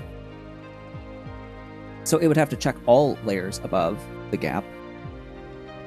Like, check if there's a gap, then check the neighbor, one of the neighbors, if any of the layers exist both on the gap and above, or at the layer of the gap, at least, and above. Because it can't just have the layer that's on the gap, it has to have at least one layer above the gap. You have to check if there is something, anything, in the spot that has the gap on the current thing, and the one above it. It doesn't really matter how many above it, though. And if that's false, for that neighbor, you know that it's true for the other neighbor. It must be true for the other neighbor. So you set it to, like, build the crystal, put the crystal in that needs to be broken for one side or the other, depending on which is true, which has the thing.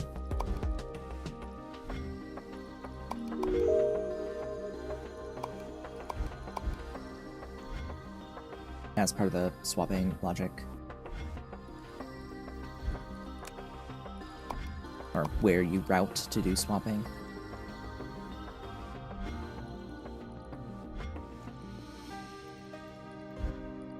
Okay. So that does that 2 layers.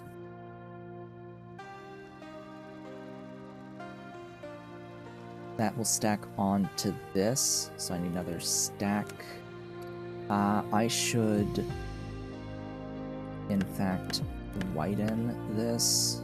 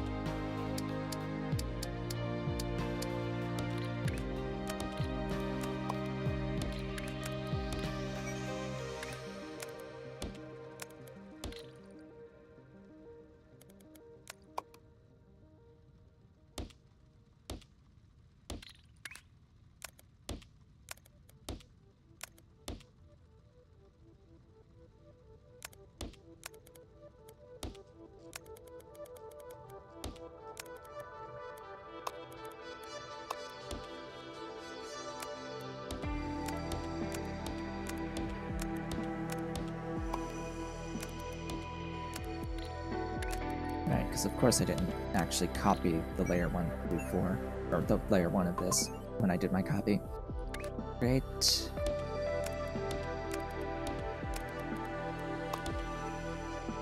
So now this stuff needs to make its way into there.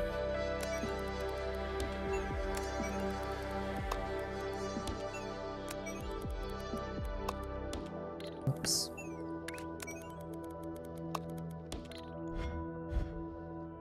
Then another crystallizer.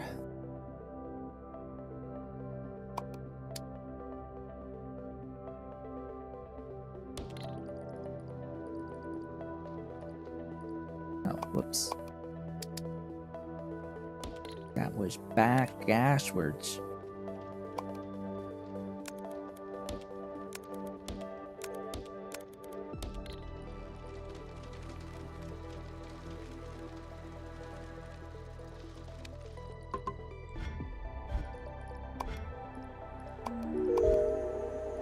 Oh, we're almost done with the qualification at this point. And could start doing the random operator levels if I wanted to, but nah.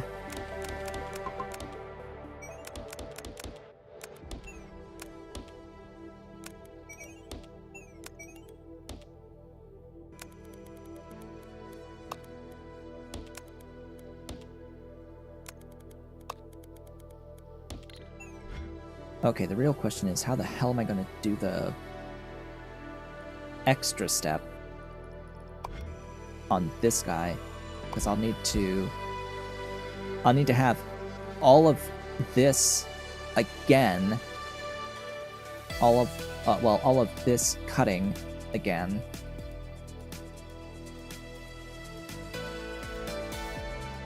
From this. And another set of crystallizers, and a set of stackers. A stacker and a crystallizer. Because right now it's making the one corner here, and I'll need, of course, 2 of this. Probably all rotated.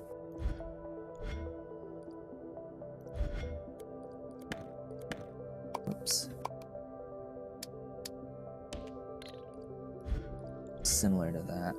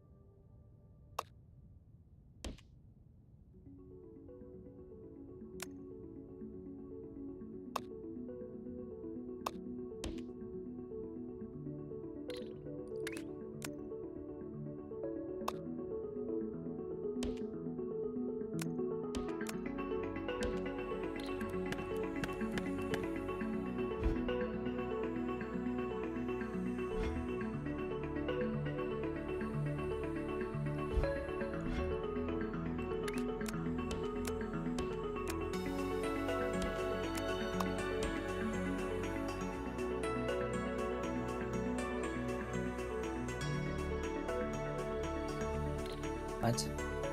Oh, it's up there. Uh-huh.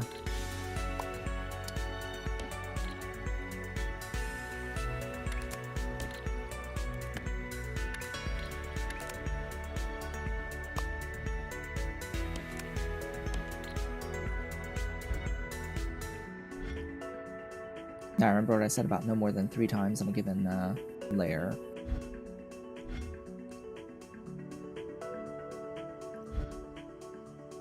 That's 3 times on layer 1.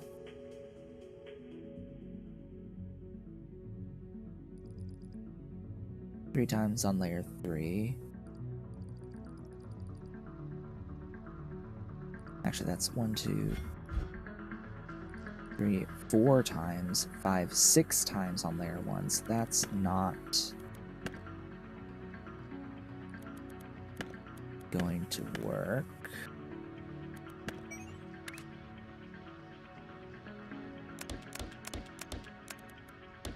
Whoopsies.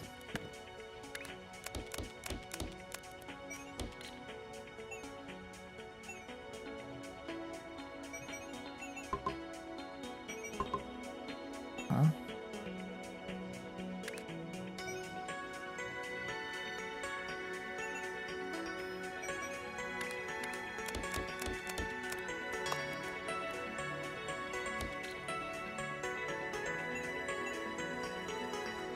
One, 2, 3.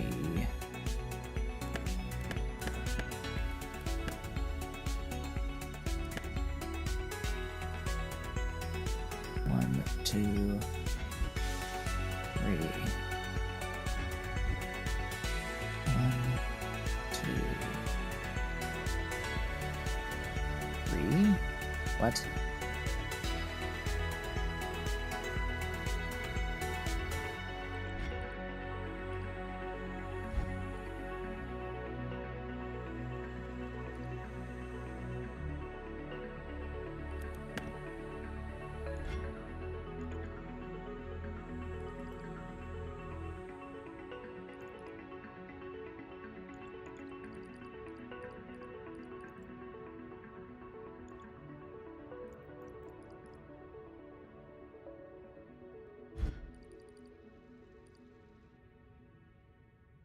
Oh. Dummy.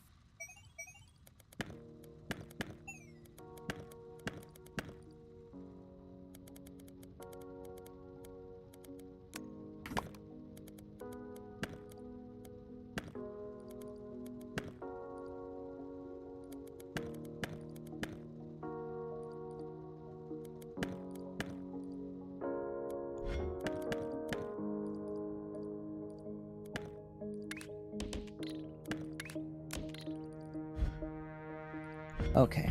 Recount. Layer 1 twice, layer 1 3 times.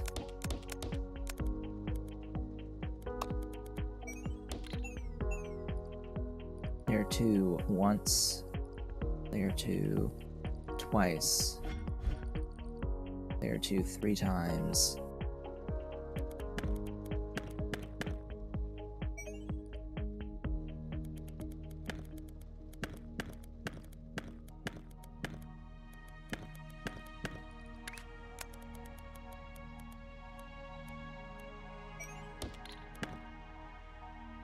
What? Oh.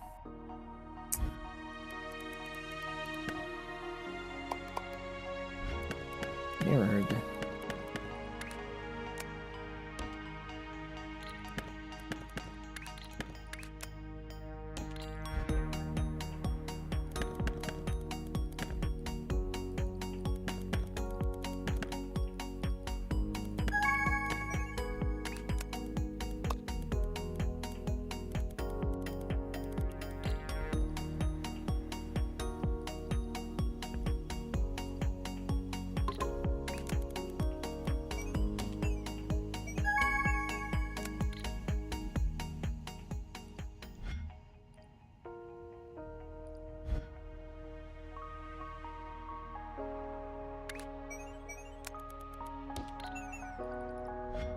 That's done. Copy that. Go there. Configure, paste. Milestone unlocked. The final qualification has been completed. We are certified. Insane. Yes, we are in fact certifiably insane.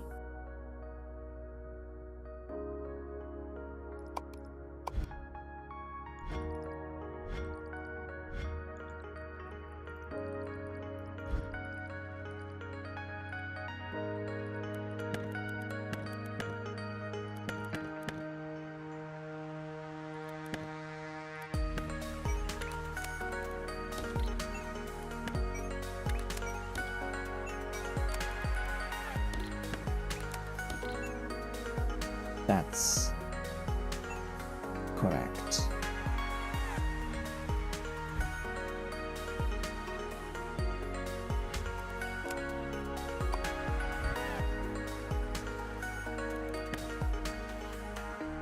But I need white now.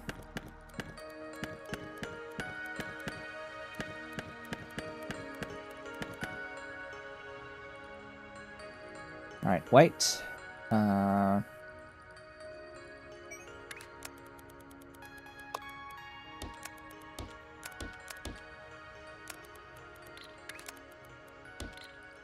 Okay, bring that to there.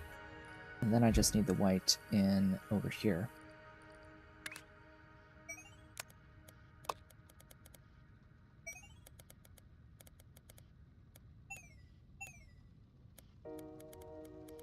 Sigh?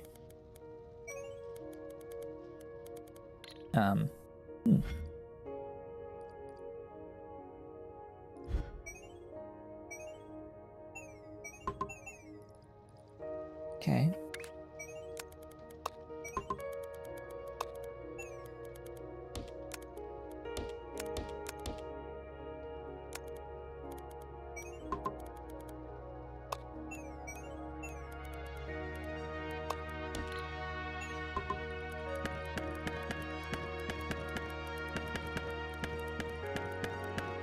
There we go. Clean up all these pipes. It would suck if the leapers couldn't leap through the pipes anymore. That would blow. It's kind of the whole point of the pipes existing, or of the leapers existing, so that they can jump straight through these types of things. Like, that's their purpose in life.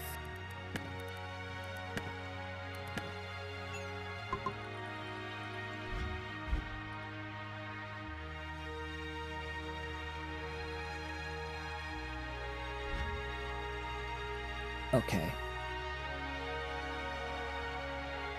Now I have to decide which of these is going to be getting the next piece of this puzzle, which is the cyan crystallizers.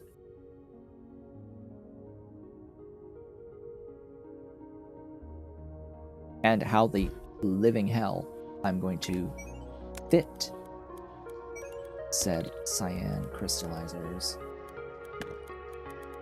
Well, starting off by trying to make a bit more room here.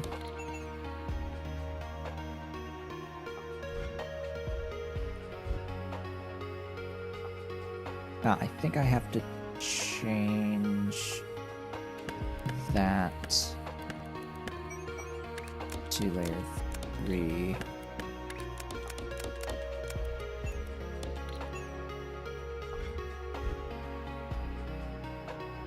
Actually, I didn't need to change it at all. What am I thinking? I don't need as much blue as I need red. But what I do know with the white is that I only really need one type of the white.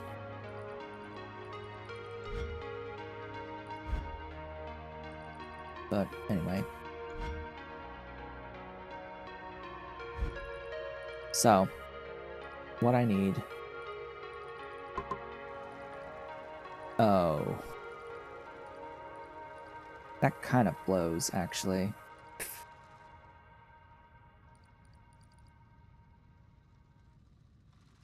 Yeah, I need 3 belts. I've only got 2.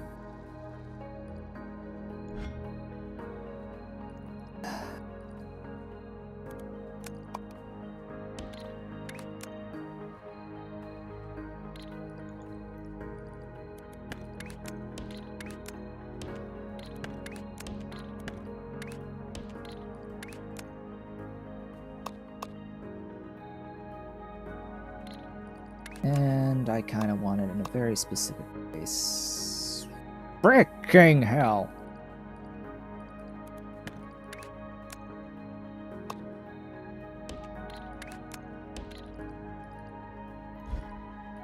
As I said, I kind of want it in a very specific place. Now, which one did I copy here? Oh, the layer 3.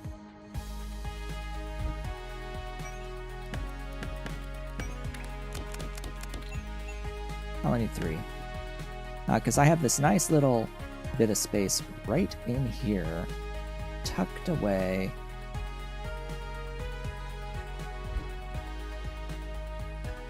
That I can use for this logic again.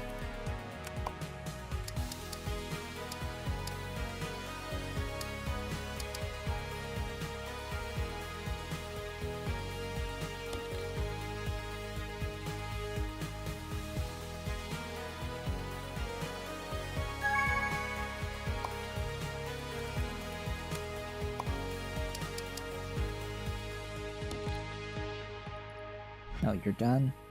So quickly?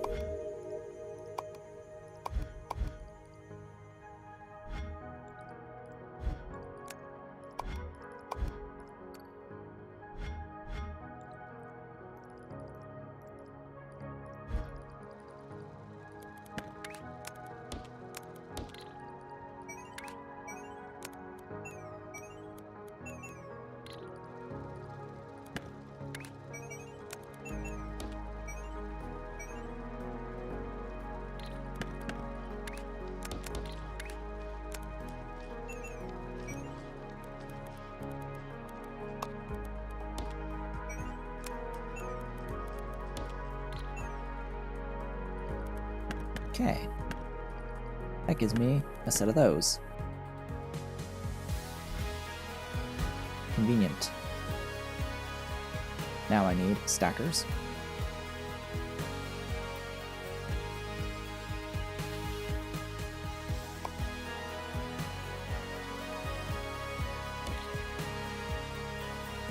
That's gonna have to work. I can't have it not.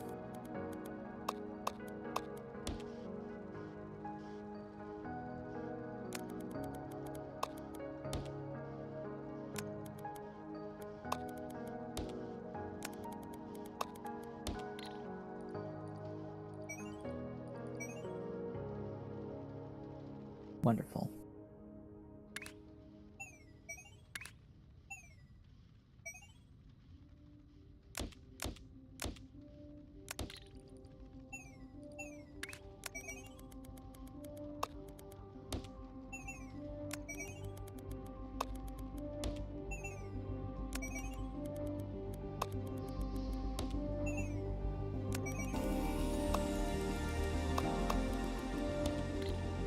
Another operator level. Woohoo!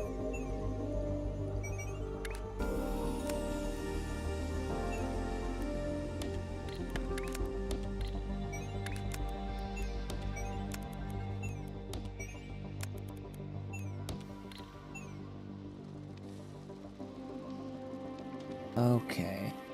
So then run it through the cyan crystallizer.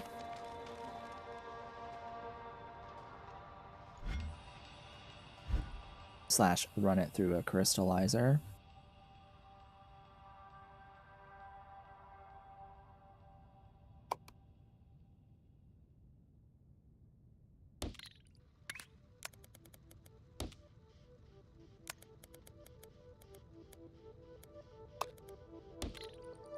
Cyan.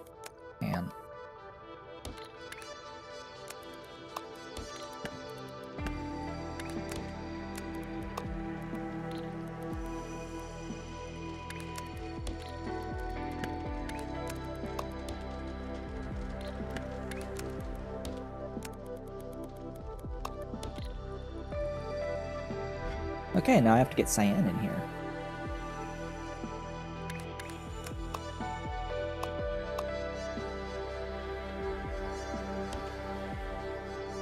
Sure, that works, apparently.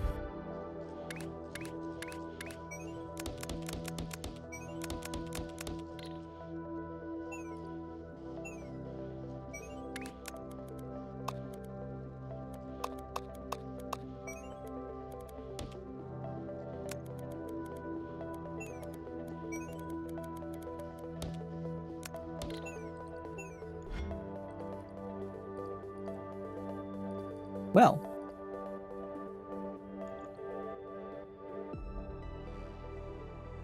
now what? Now I have to get everything all together and swap the hell out of everything and get the output onto a train.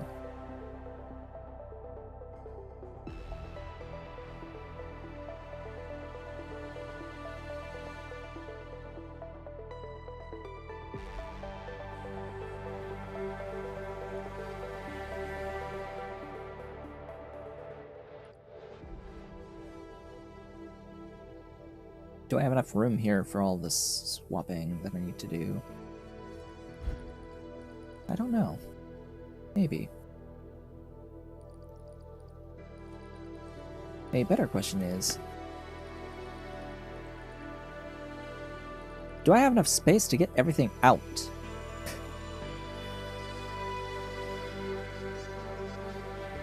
And how much do I have to change in order to get everything out?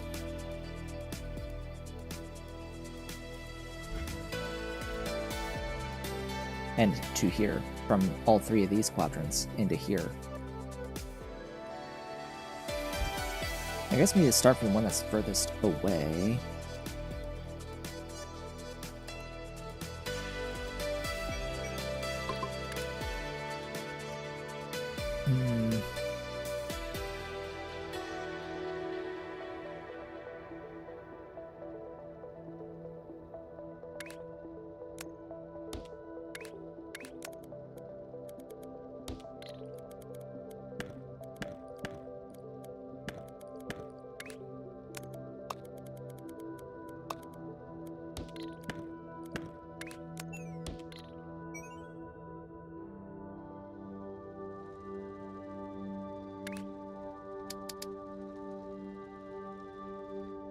I don't think that this is a viable path.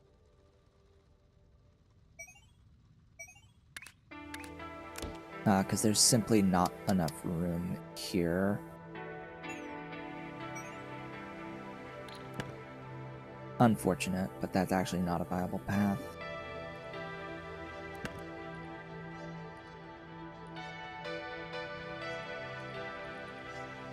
So I have to, like, use this.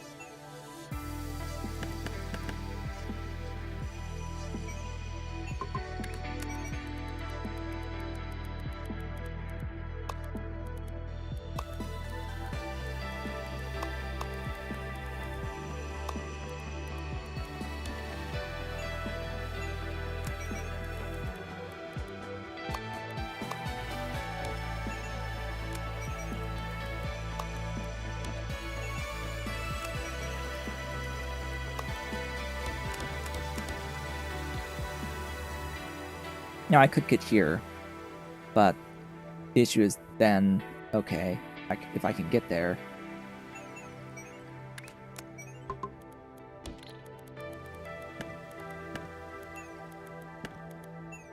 Can I? Yeah, I can totally run 2 through there. Yeah, I can totally run 2 through there. The issue is getting there.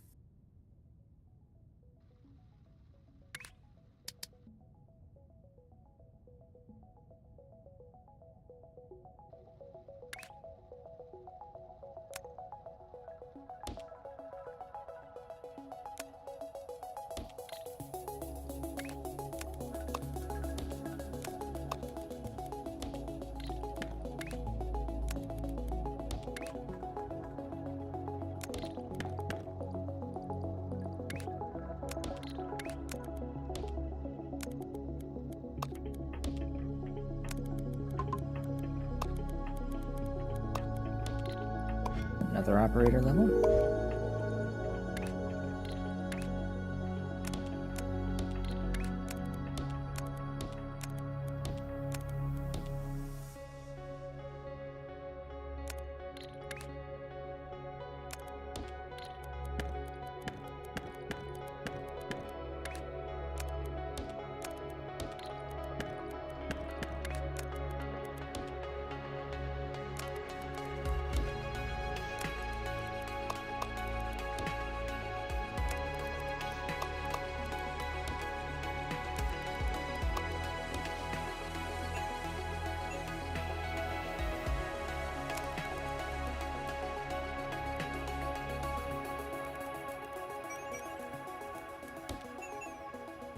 I do not want to think about the edits that I will need to make to this to get to the next shape. I really don't want to think about all the changes that I will have to make.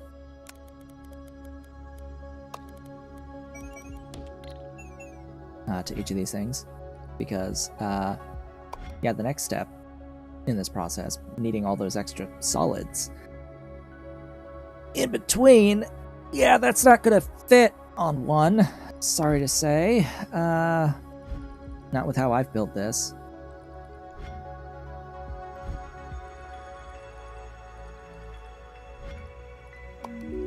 It's actually not just on one, it's on 3 of them. Yeah.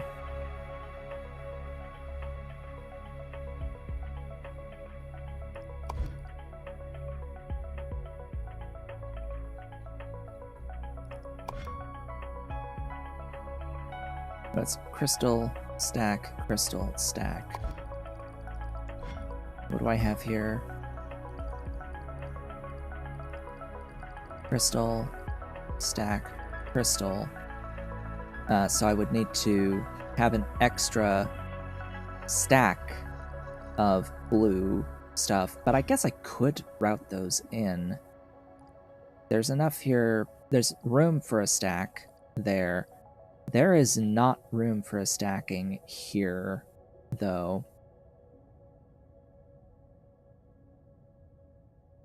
Which would need to be inserted before this section.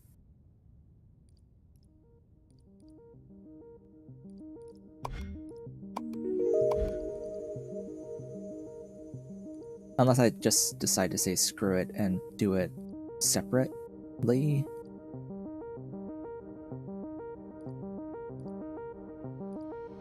Just replace this with one of these again.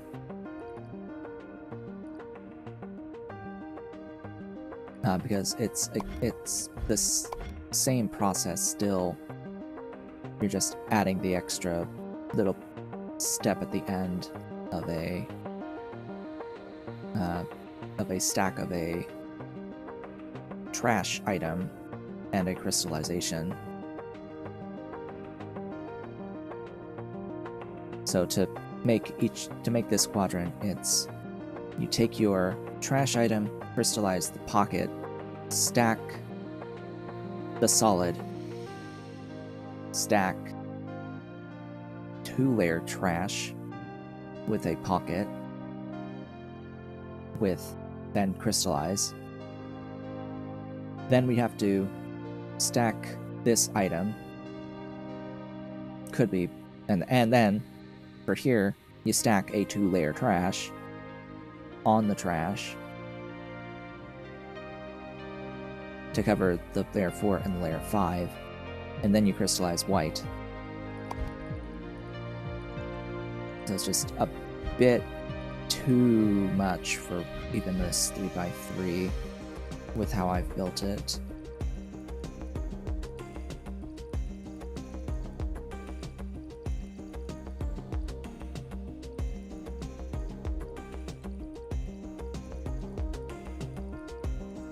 But I can at least see what's going on with how I've built this.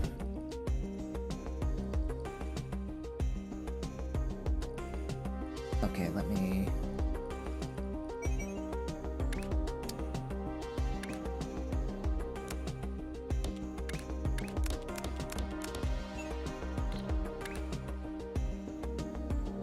figure out how I'm going to route all this mess now.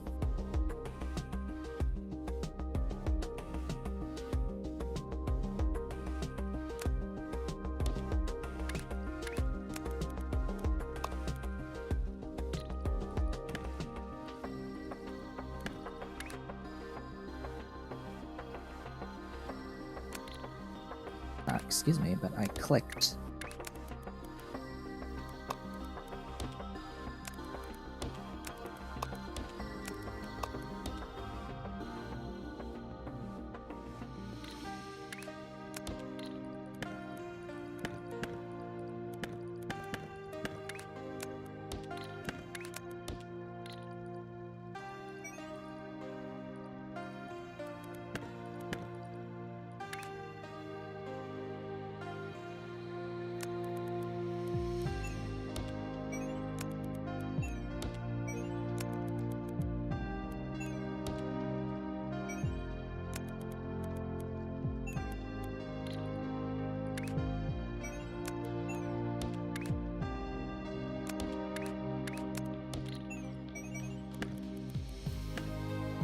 All right.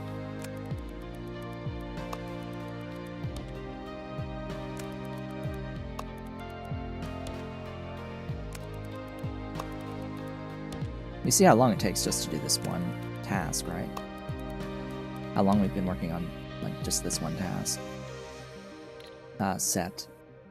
We haven't really made that much progress because it's a lot of steps and effort involved with these steps. So now I have to get from here to here. Yeah, good luck, me.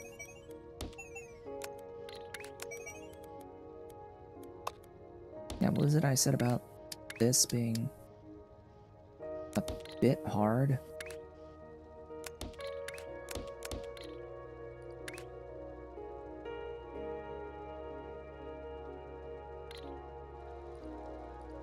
Yeah, that doesn't work.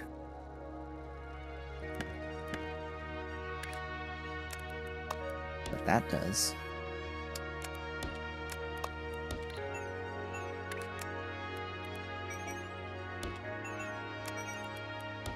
Okay.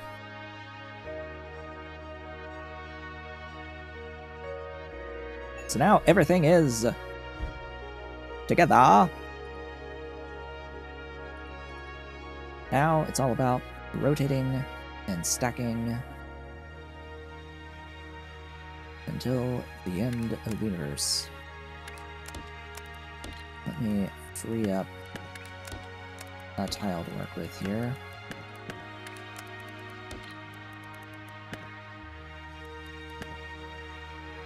Okay.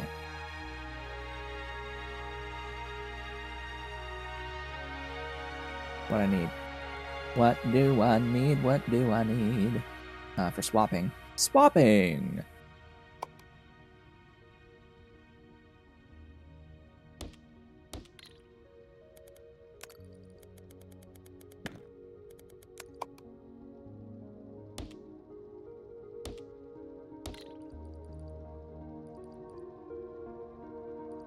Three. I need more than 3.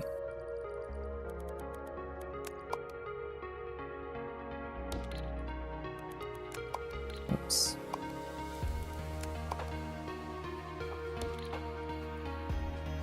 Hope 4 works.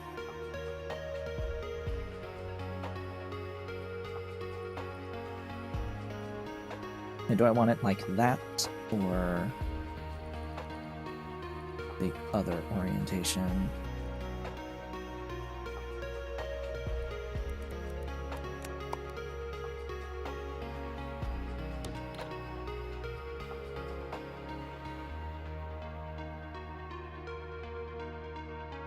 Oh god, that's half.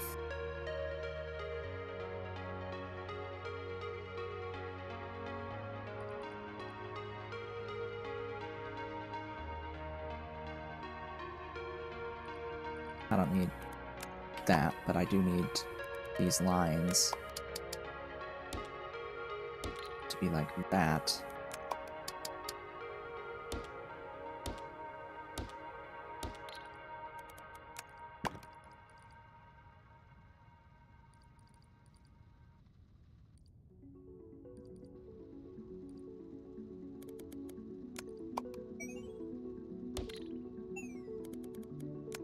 Okay, let me try to experiment with something that's a little bit more compact here.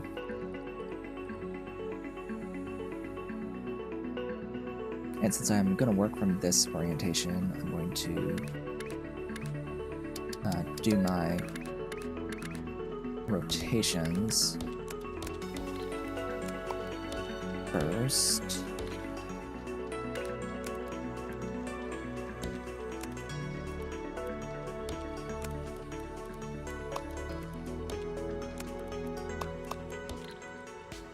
So that's as expected. Then what do I want to stack on top? Probably one of these 2. This layer 2. So that could be either one, so I don't actually need to rotate you. If I did, it would have to be 180, which means that, yes, this guy needs 180-degree rotators.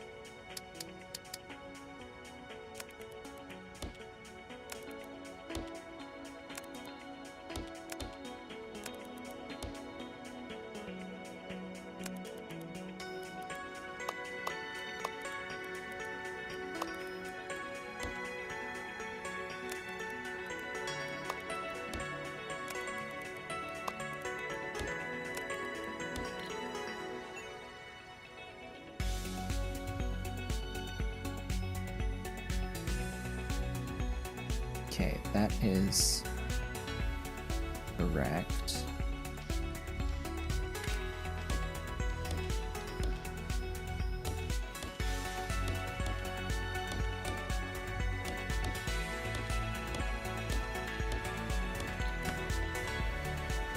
Alright. Now.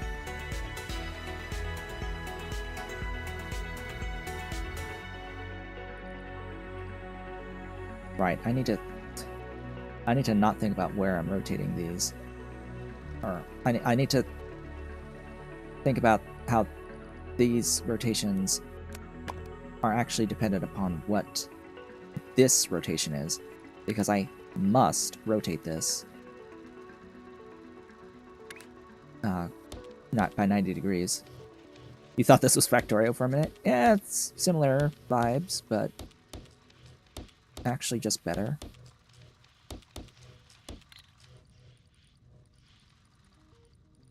So I'm gonna get rid of a lot of that. I'm gonna do this.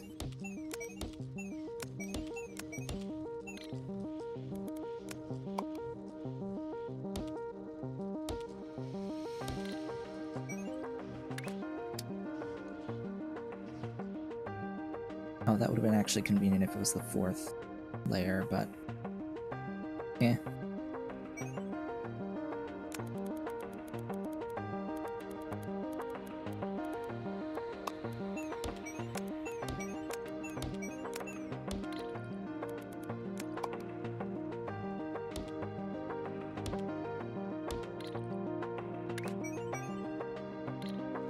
Okay, now what?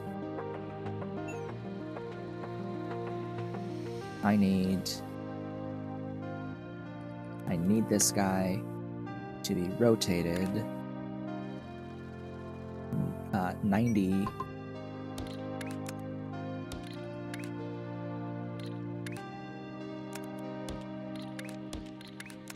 degrees. Where's my previews?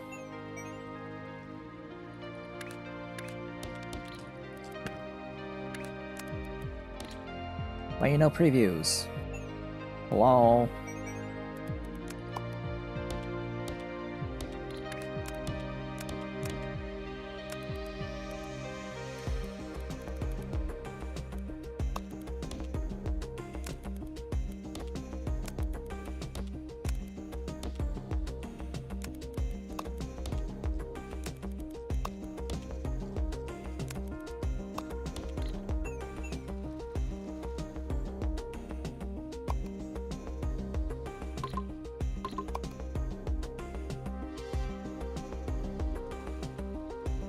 Okay. Oh, dang. I can't do it like that. What was I thinking? I can't do that. No. No, no, no. That's illegal. I can't do that. Sigh. Yeah, yeah, yeah, yeah, yeah, yeah, yeah, yeah, yeah, yeah, yeah, yeah, yeah, yeah, yeah, yeah, yeah, duck.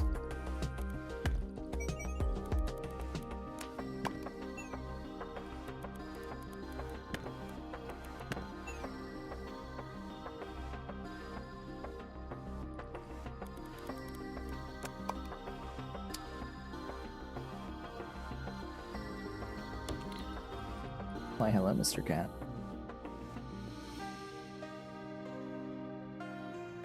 It's Ollie Cat. Hello, Ollie Cat.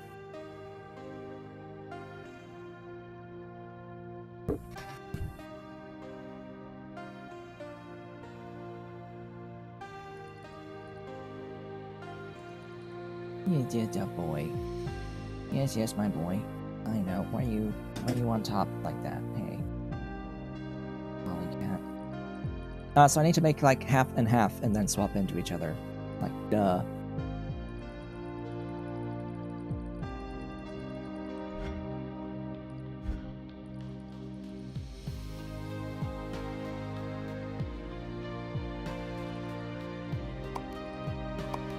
Alright, tell you what. This whole thing.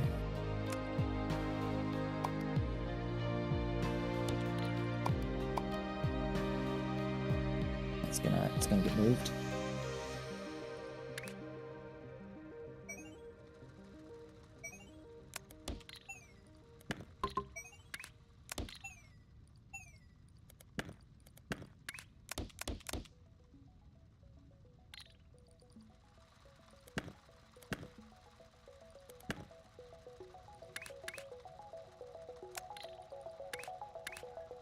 I clicked game. Ollie cat, what are you doing? Wait, where you going? Where you going, cat? Big kitty, where you going? How's the Dolly cat? Dolly's back there. Ollie, what you doing? Tapa, he's trying to get into my lap, but the microphone is in the way. Tapa, go on.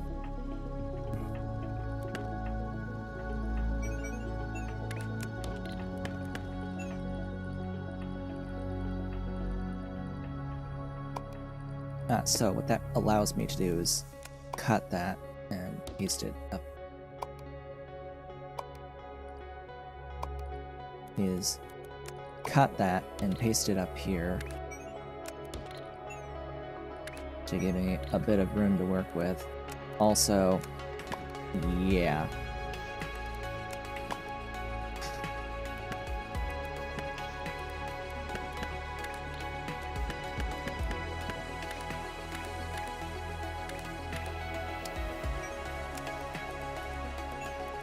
No, Ollie cat. No. I actually have to have you not on my shoulder because I'm trying to heal. Healing is good. I like healing. I don't like pain.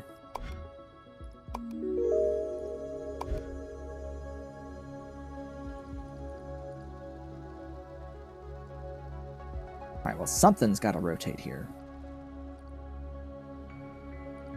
For this guy.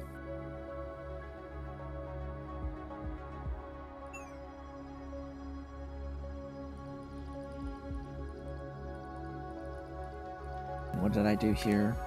Counterclockwise, so I'll do clockwise.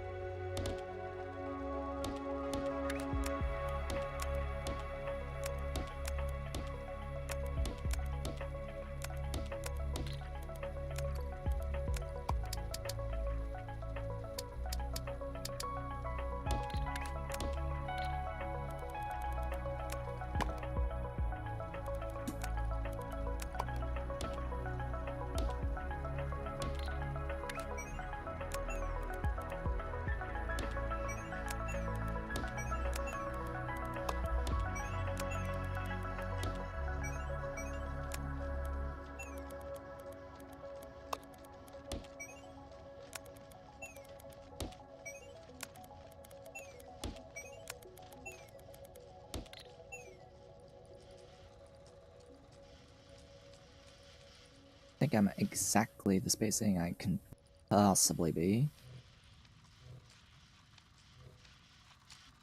Seriously?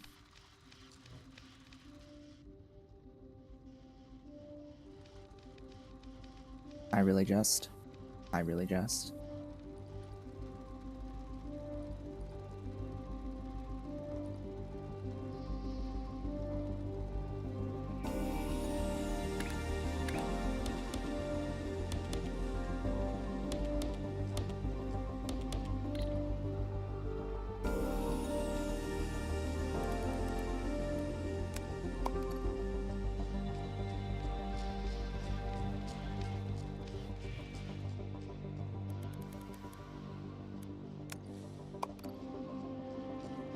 There we go.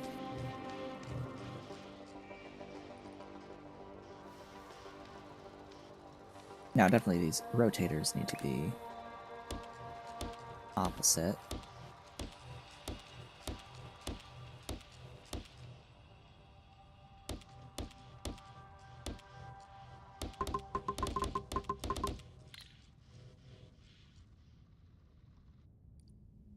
Oh yeah, and they're not even.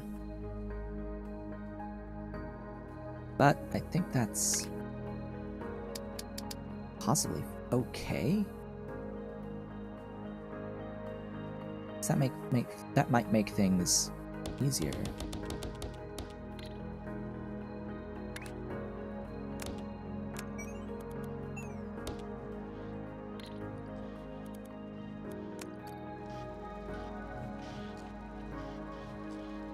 Why, yes it does. Am I correct?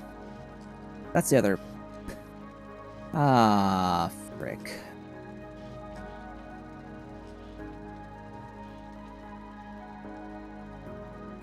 I'm not correct.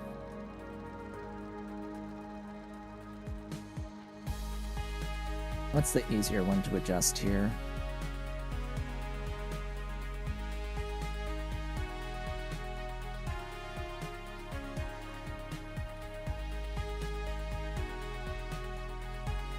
Do I realistically have space to rotate this top one?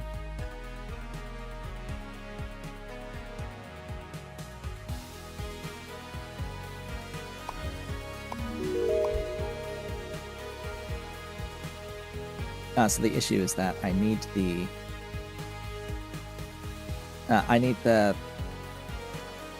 bar layer thing to be down here.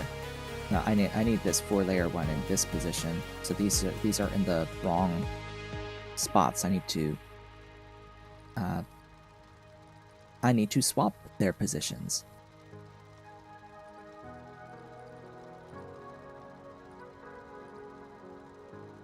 Meaning I don't need to rotate that layer. I need to rotate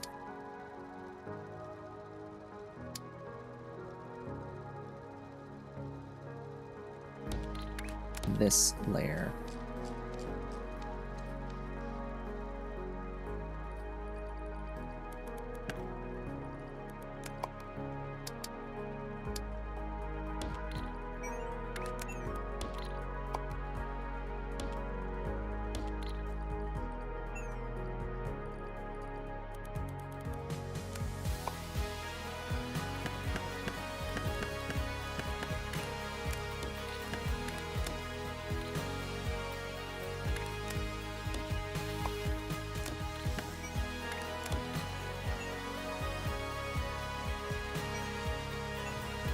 Oh, wonderful.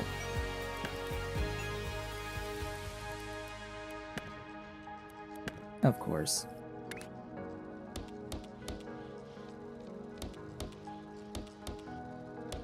Of course it would.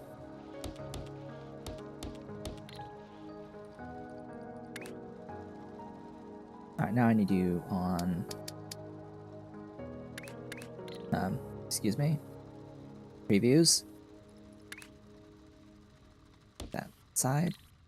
No.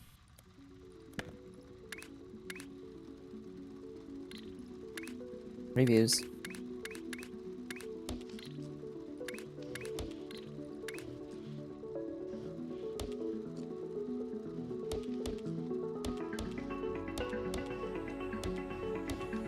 Previews are getting buggy in this late stage.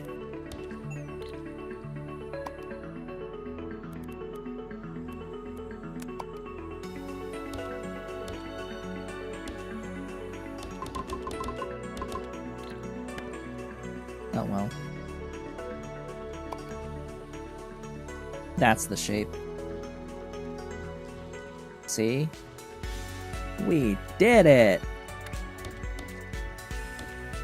It took forever, but we did it!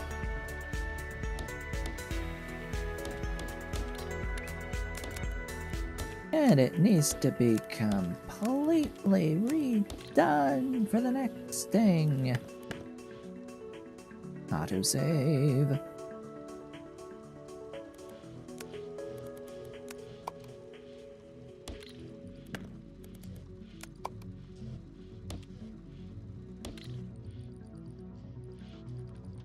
Now, getting the stuff to the out. Much outness.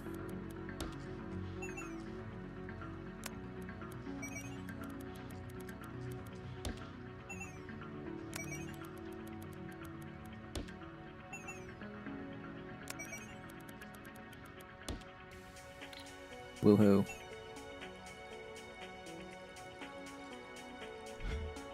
We're out. We're free.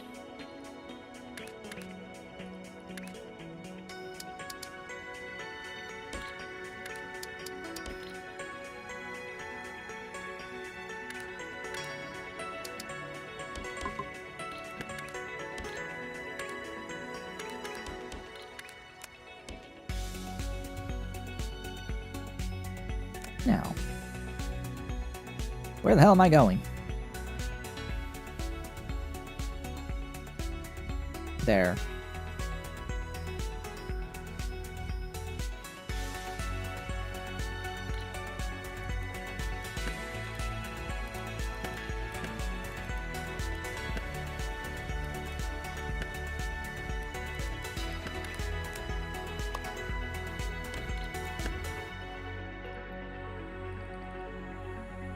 Ta, breaking, da. Now I can reuse a lot of this, but I'm going to have to add a bit of padding. So rather than have it be like this, I'm going to have to add... I'm thinking at least a square in between here. A section that's in between these two. Just shift this down by 3.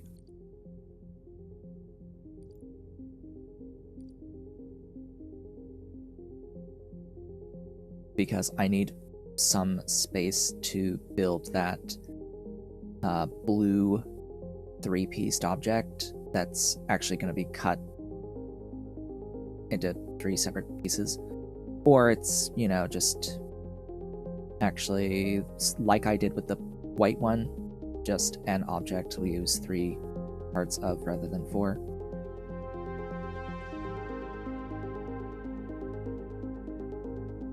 Yeah.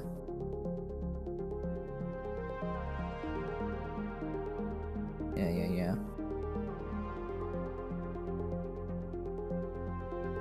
Because otherwise it is basically the same logic. I'll need more trash as well. I think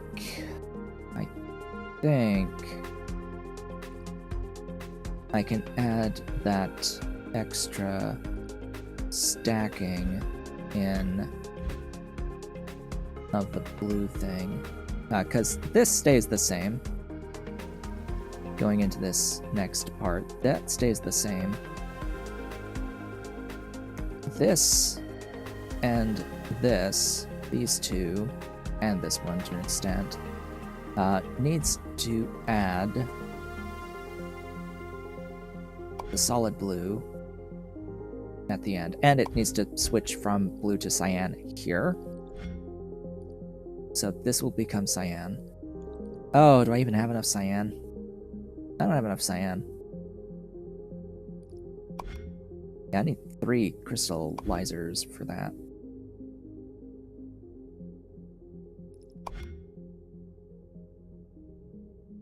And it's only temporary too, because you only need the 1 cyan crystallizer.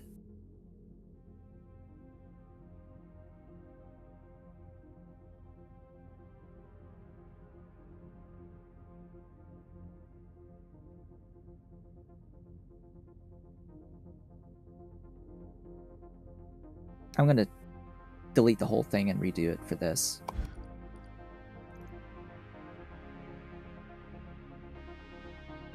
Ollie Cat, where are you going? Are you leaving me, Mr. Ollie Cat?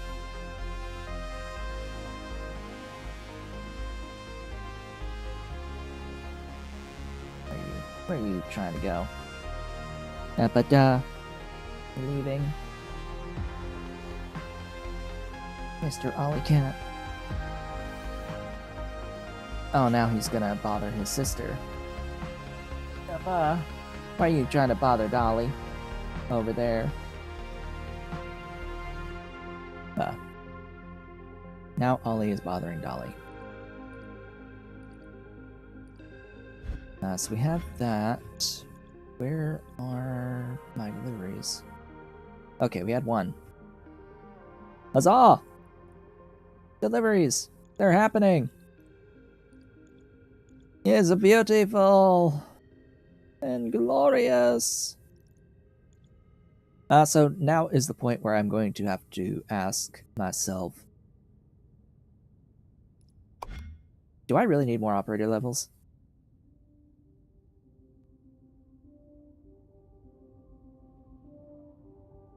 because the game is kind of chugging right now. I am, of course, going to be keeping the Make Anything machine copies. But at this point,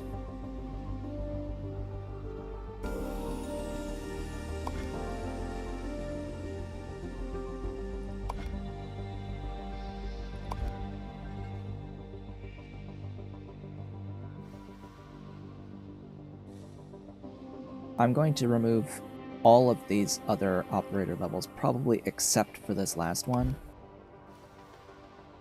which, if I remember correctly, was this mess here.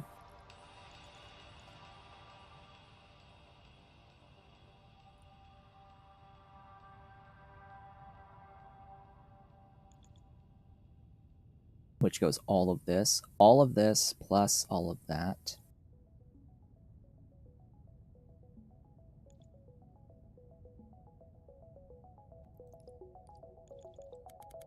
So all of that can die.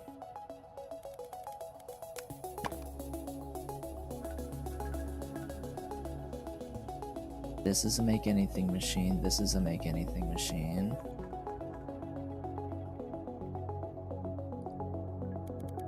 That's milestones. That's milestones. That's what I'm working on now. That's milestones.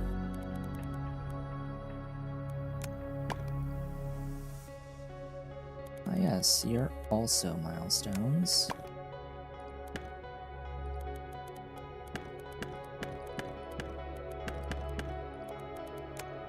Oh look, frame rate. Who'd have thought?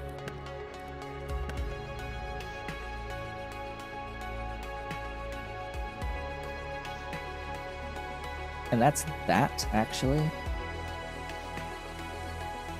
If I leave all of this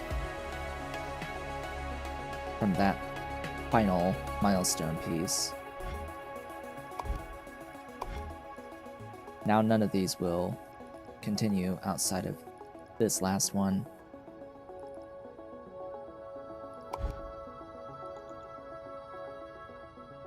Do I even need it? Do I, though? Do I need it? We spent all that time trying to make this.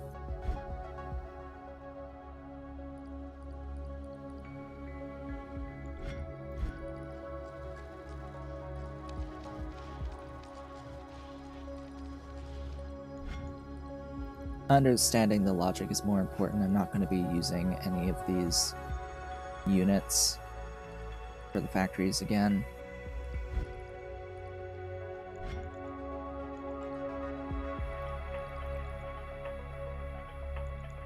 Yeah, just because this is stupid levels of actual volume of things, I'm going to delete it.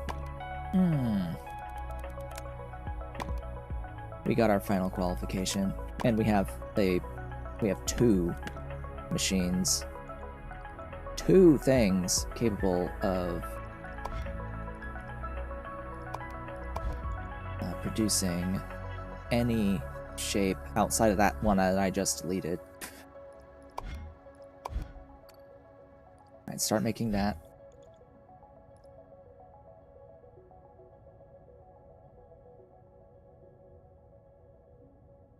Someone's left. My dolly. Hi, Dolly. Do you want to come up and say hi? Where's my girl? You want to come up, say hi? Want to come up?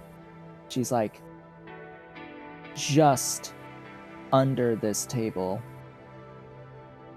Yeah, baby. Where's my baby? There. I see ears. I see an ear. There's an ear. It's right there. There's an ear. Are you gonna come up?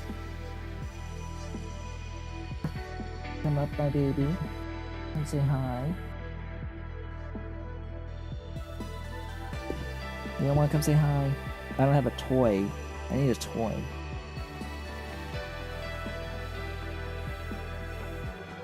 Yeah, I don't have any.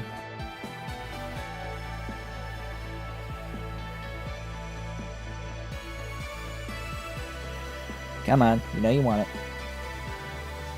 You know you want it.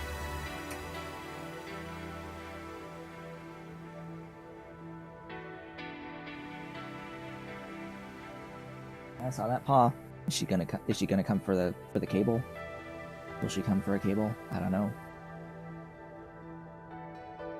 Probably not. You just sitting, watching, waiting. Oh, now you're pawing. Now you're pawing. You're gonna come up. You're gonna have to come up. You're gonna have to come up if you wanna play with that.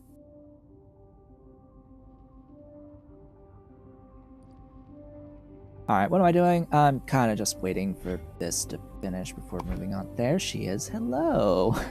Hi, baby. Yes, the cat cannot resist the temptation.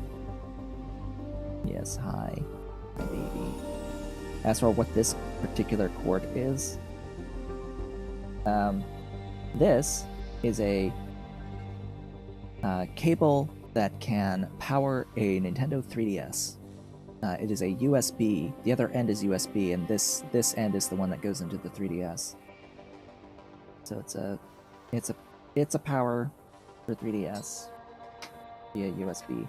You don't need to have the like original plug, which I've got my original plugs. It's just I wanted to be able to power the device through like DC via USB.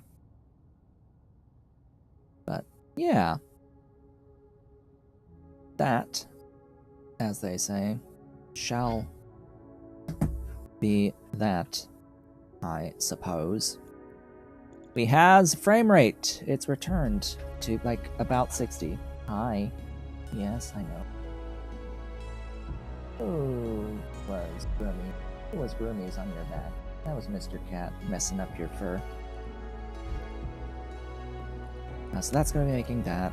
Is it successfully making that? Not quite yet. It has to propagate still, yeah. It's propagating things down the line.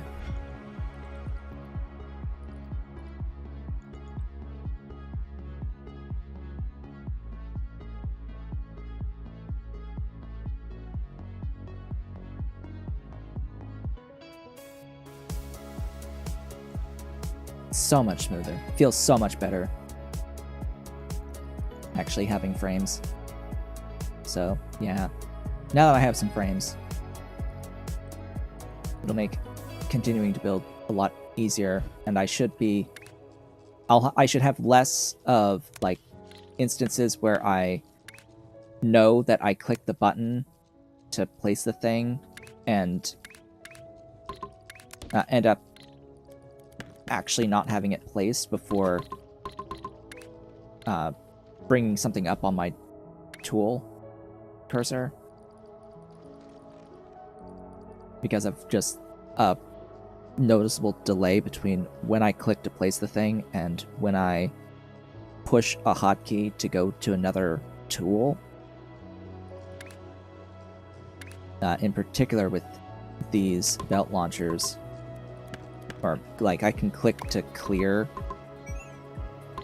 what I have selected. Just right click. You right click to clear. So what ends up happening is I click to place the thing and then right click before it places, because there's this big delay between when I click and when the game responds, and when I click when the frame rate is lower. And when we're chugging. So it led to that a few times today. Oh boy. Anyway, with that, we have reached the end of the stream for the day. I would like to thank you all for watching.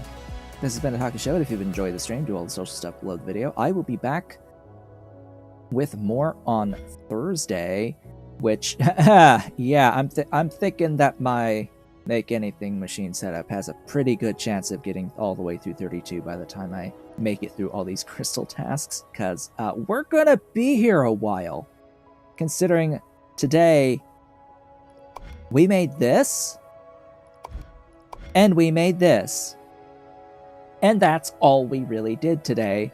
Well, I did double my Make Anything machine. I copied it and did the logistics for that, but that wasn't that long. That didn't take so long. This took our whole stream for just 2 steps of tasks. The next one is not as much time because I'm not building completely from scratch, but each time we start a new thing, like there'll be some steps here where we'll be building completely from scratch. This is easy. Ah, goodness gracious. And the greatest of balls of fire. But if we follow the same procedure as this for all these other ones, yeah, it'll succeed with everything else. Just the same procedure and how I'm building these should work for all of them. All the remaining tasks. Anyway, thank you all for watching. I'll be back on Thursday. I hope to see you all then.